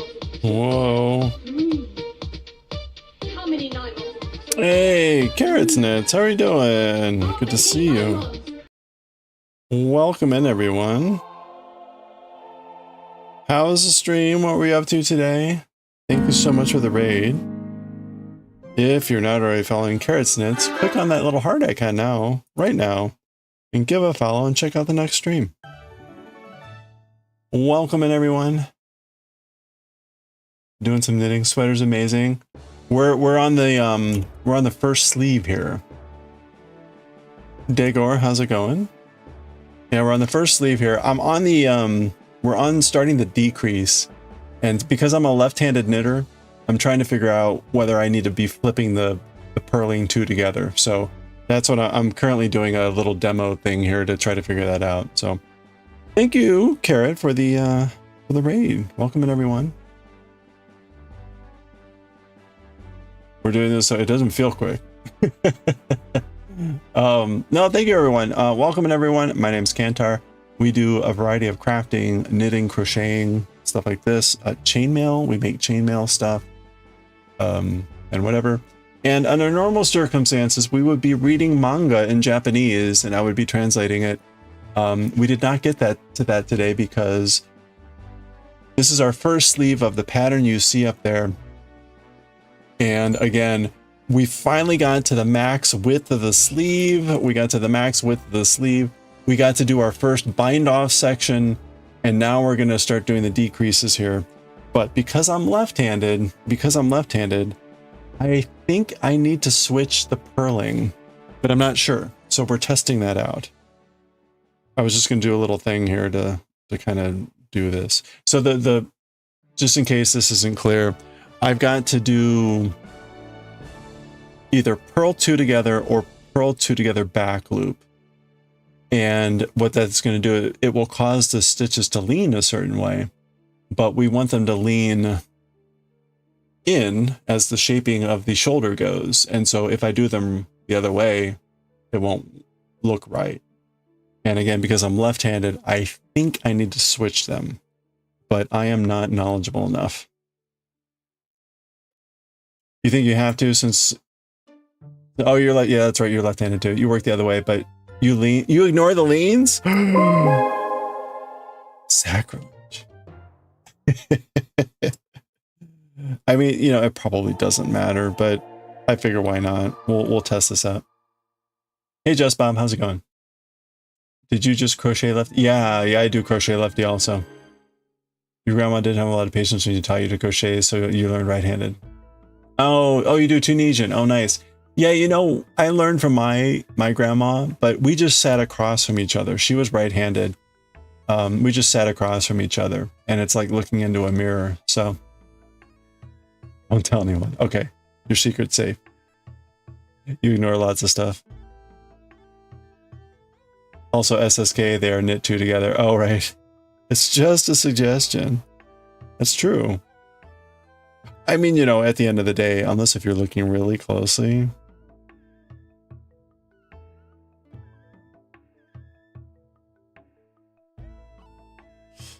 Oh, Tunisian. That's fun. Tunisian is on my list of things to like learn or try. The big list of things to learn and try. That's very cool.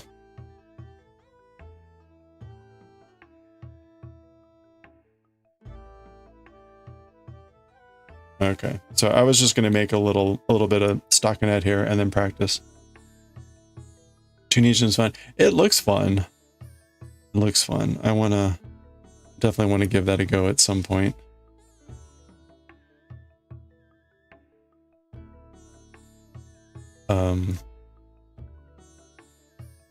Wait, what are we doing? Wait, how does that work for the first one? Let's get confused here. Oh, that's right. Oh, that's right. This is always awkward. The first pearl.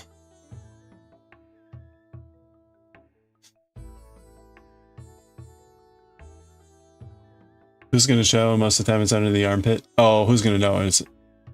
And why you're so close to your armpit? That's right.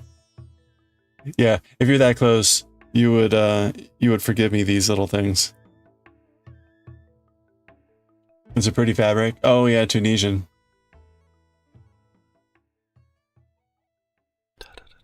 Wait, what am I doing here? Even though you hold the hook in your right hand and the yarn in the left and you crochet, you move the left hand the most. Okay, it was just easier. Oh, okay. You really like Tunisian. In between bigger projects, you make a few Tunisian crochet dish cloths and coasters with cotton yarn. Oh, nice. Yeah, you know, I have crocheted most of my life, and so knitting is relatively recent. Really got back into knitting back in October, and I never really learned how to knit much to begin with. When I first learned knitting, it was like 12 years ago, and I made the Doctor Who scarf, right? The 12-foot long. It's like 69,000 knit stitches, right? So I only had to know how to knit and how to weave in ends. I didn't knit after that, but then I lost the scarf, sadly, and I decided I would make it again. So we did that back in October, another 69,000 knit stitches. And after that, I was like, you know what? I should learn the rest of knitting, or like learn more about knitting. So we've continued to do other projects, and so here we are now making my first sweater. And I was going somewhere with that. Oh, but I found out, right, a lot of the projects are a lot longer, and so I've had the need to like, let's do a quick crochet project. In fact, our last quick crochet project was making the Oogie Boogie hat here from the Twisted Kraken. You can't see the green because it's the green screen, but we made the Oogie Boogie hat. That was our last quick crochet project. So, hey, Linda's. You hate crocheting or two with the scrub of, wait, with the scrub off yarn. Oh, you knit those. Oh, okay. Dr. Scrub was one of the first things you knit too. Made it for your dad, a big fan. Yeah. Yeah.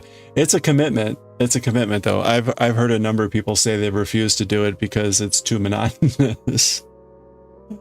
It's too monotonous. Okay.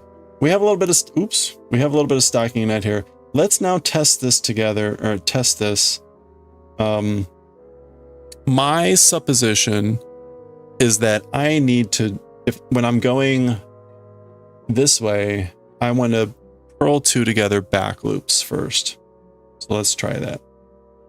We're going to knit just to get away from the edge.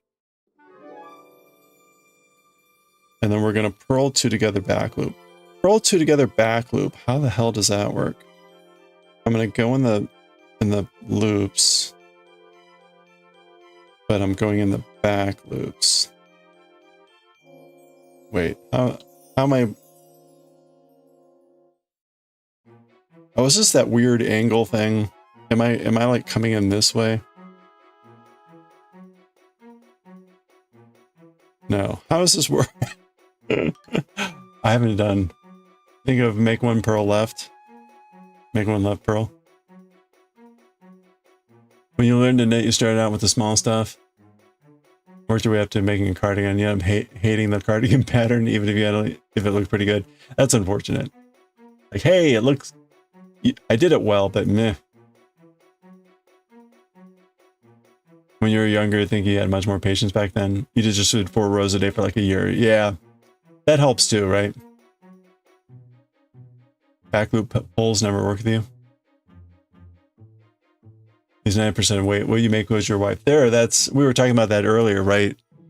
Well, we were talking about it in the context of a fiber daddy. That is someone who would buy fiber for you in exchange for, you know, making things for them. A funder of your fiber. Okay, so purl two together. Back loop left.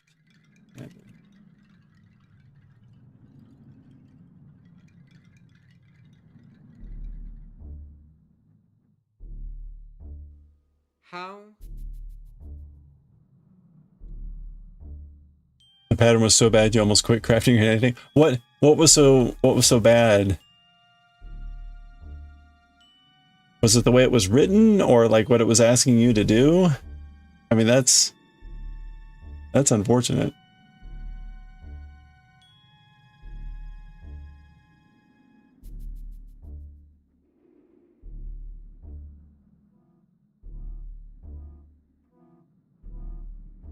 That was just a purl two together. No, I went back loop. I went back loop.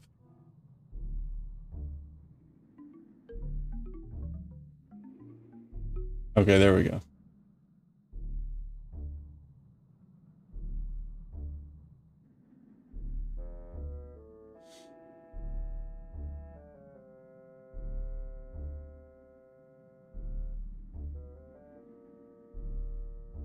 It was a free yarn inspiration pattern. It was written wonky. That's terrible.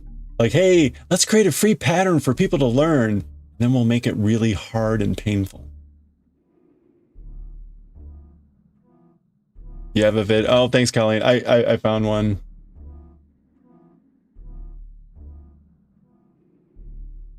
Although...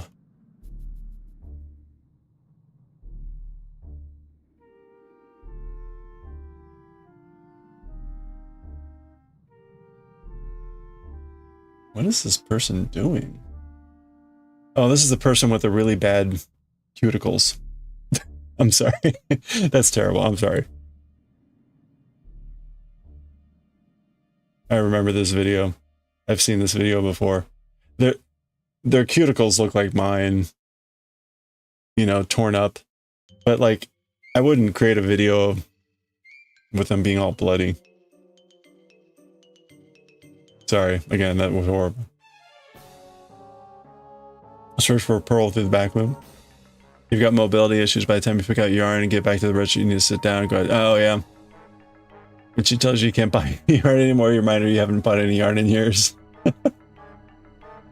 We have yarn at home.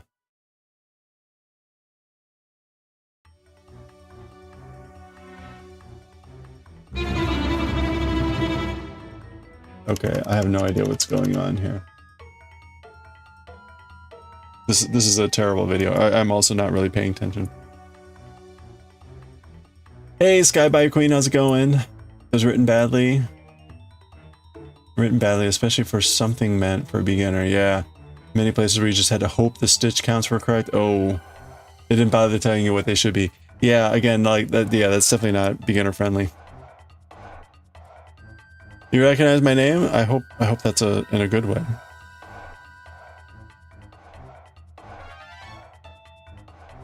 Okay, so this would just be purl two together, so that's fine. I know how to do that.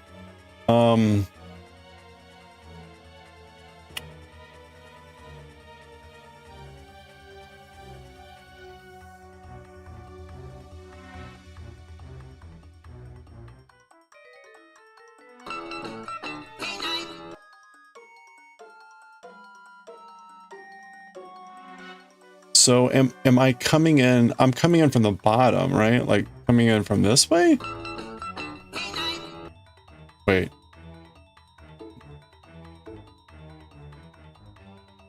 Oh, hey, thank you for the follows. I appreciate that. Welcome, welcome. You've been trying not to buy any yarn, but when you're wanting to make something with other than worsted yarn, you have to buy it. Yeah. Hey, welcome, welcome, everyone. Wait, Amu must hide. Amu's got Saturday off. Sir Casimir's probably on.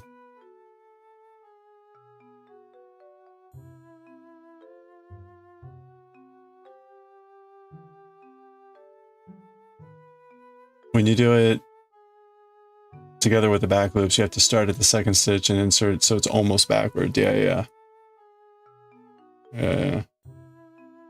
Oh, yeah. So we're gonna like come in this way. Like that. Wait. That can't be right.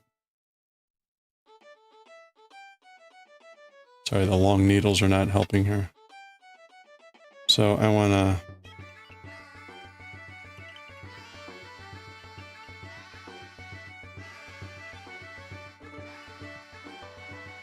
Oh, I remember how awkward this is. Yeah, it's a wonky angle. Sky should be in bed. I should be in bed. Oh, ha, ha, ha, But I want to ha. get this done.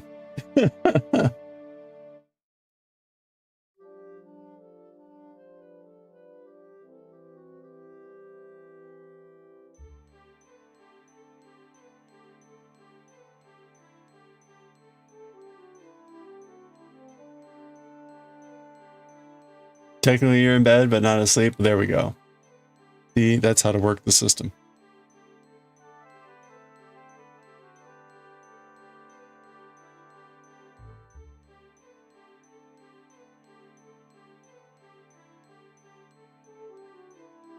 Huh. Okay. I think... Is it... I guess I'm not seeing like how I'm actually going to get this yarn through the stitch. I remember doing this. Why...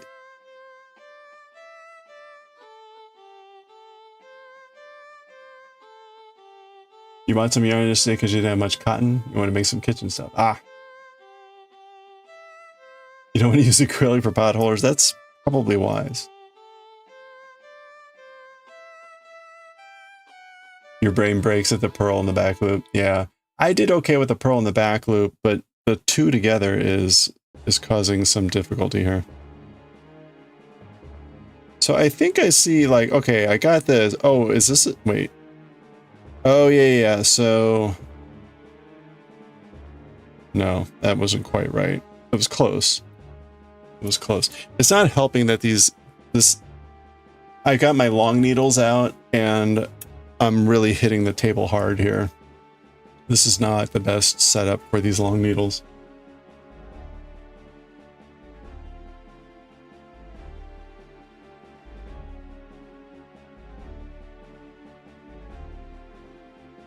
Use cotton to make hand towels. Samuel was making, using a loom with cotton. It's kind of cool stuff. Oh. Right. Okay, so.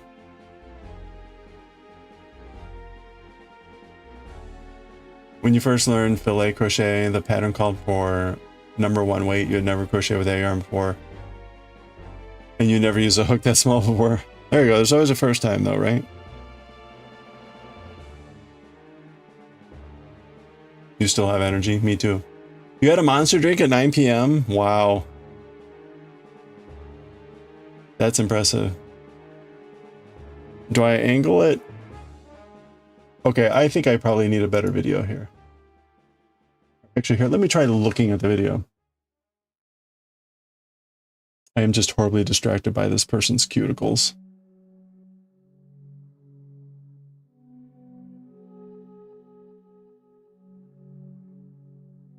Okay, what is he doing?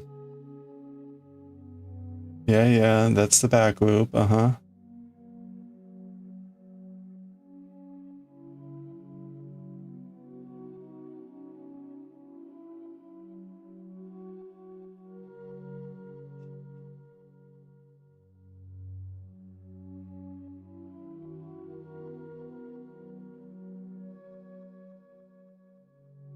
Okay, yes, that's what I've been doing.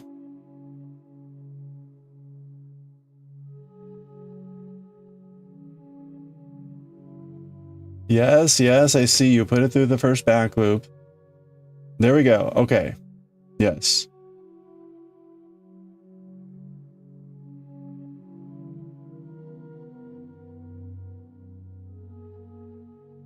Okay, wow, it really took forever.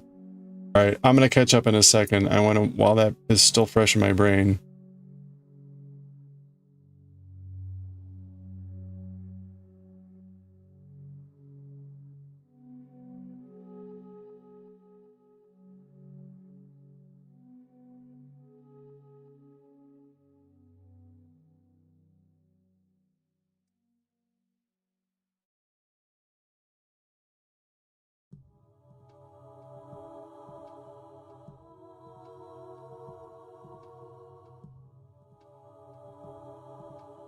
Okay, there we go.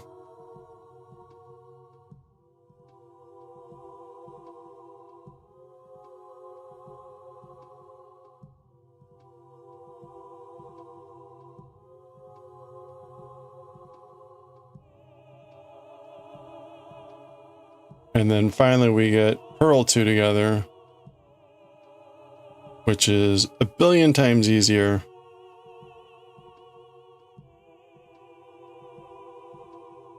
Okay, there we go. So,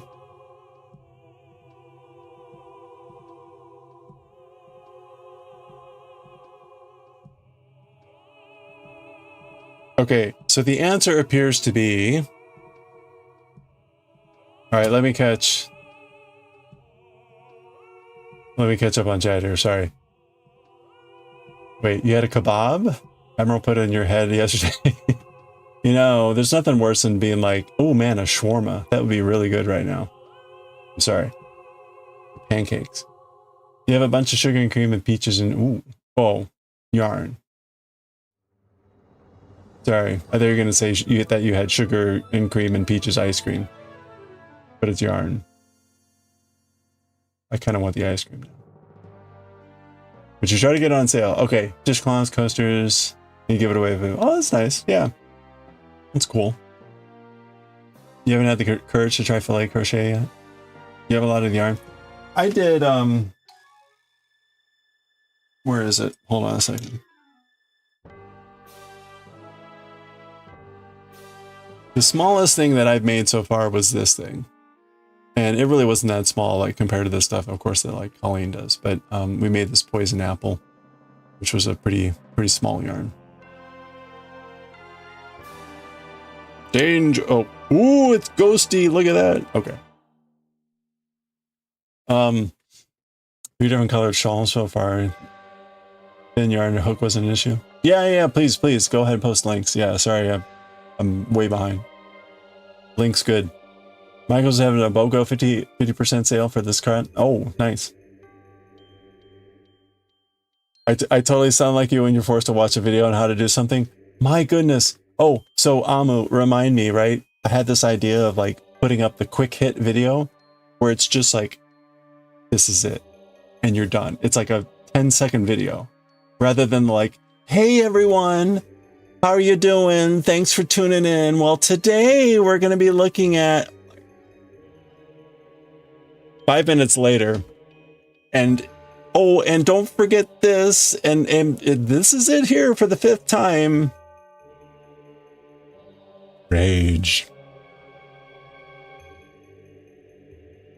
Get to the point. Yeah, exactly. You've been dying for a milkshake. That sounds good too. Yeah, right. And back in 1756. Yeah. Wrapped in diamonds. Oh, that's pretty. Very nice. A lovely pattern. I like the use of the ombre there. Very cool. Oh, fun. That's nice too for like a free pattern too, like you say. It's neat. You say once the pattern clicked though, does that mean like it took a couple reads? So I think this is yes. In other words, I flipped these. The pattern that I am reading for the sleeve says to do purl 2 together first and then do this. But the purl 2 together to me looks like it leans left to me. So I have it in the correct spot. So I should do purl 2 together last. So it leans left. Hard to say on the purl 2 back loop. That looks like a mess. But it kind of looks like it's leaning right to me. So I think this is right. I think I do need to flip these. Any disagreements? Any other thoughts from folks? Other than like, dear Lord, please don't make me watch you try to do knitting, purling 2 together in the back loop again. Could I do a slip purl? Maybe, I don't know.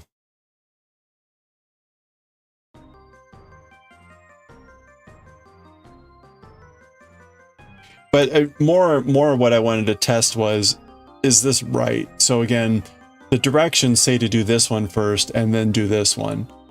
But because I'm left-handed, I assumed I need to switch it. Oh. Well, this is our currently under works in progress that we have going on. And it looks like me flipping it is a good idea. Like it looks like that causes the lean to kind of look visually that way. So I guess.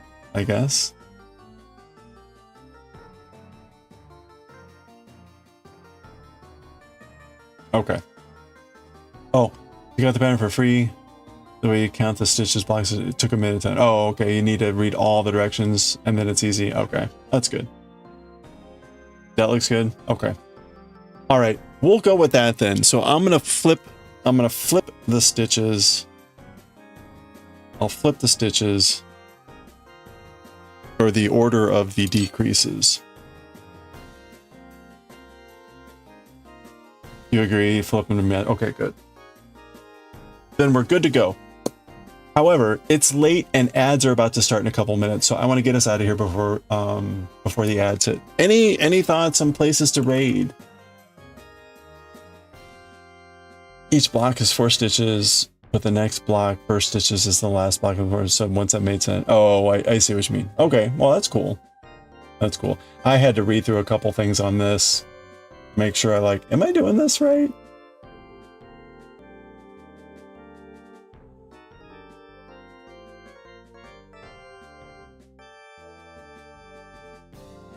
Tatum 44?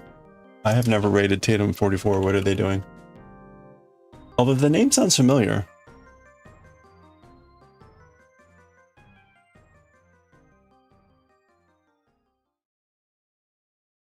All right, let's do that. All right, we're going to go raid Tatum 44 and try to get out of here before the raid ads start. So thank you everyone for hanging out. It's been a long stream and well, shortened because of my tattoo session, but we made some great progress on this, and I appreciate all the help because it's always very helpful to just bounce ideas and make sure get thoughts and redirections. So thank you.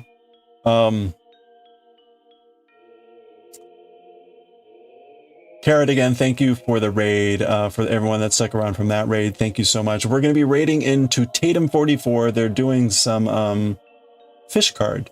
You'll see. It looks fascinating. It'll be fun. We will be streaming tomorrow. We'll be working more on this. We're going to be working on our prints. We've done some prints, woodblock prints, and some calligraphy stuff. We're going to be working on those, and we'll be reading some manga and doing some other fun stuff. So have a good weekend. I hope you all stay safe, stay well. Look forward to chatting more next time. Have a good one. Let's go raid Tatum, and I will catch y'all next time. Bye for now.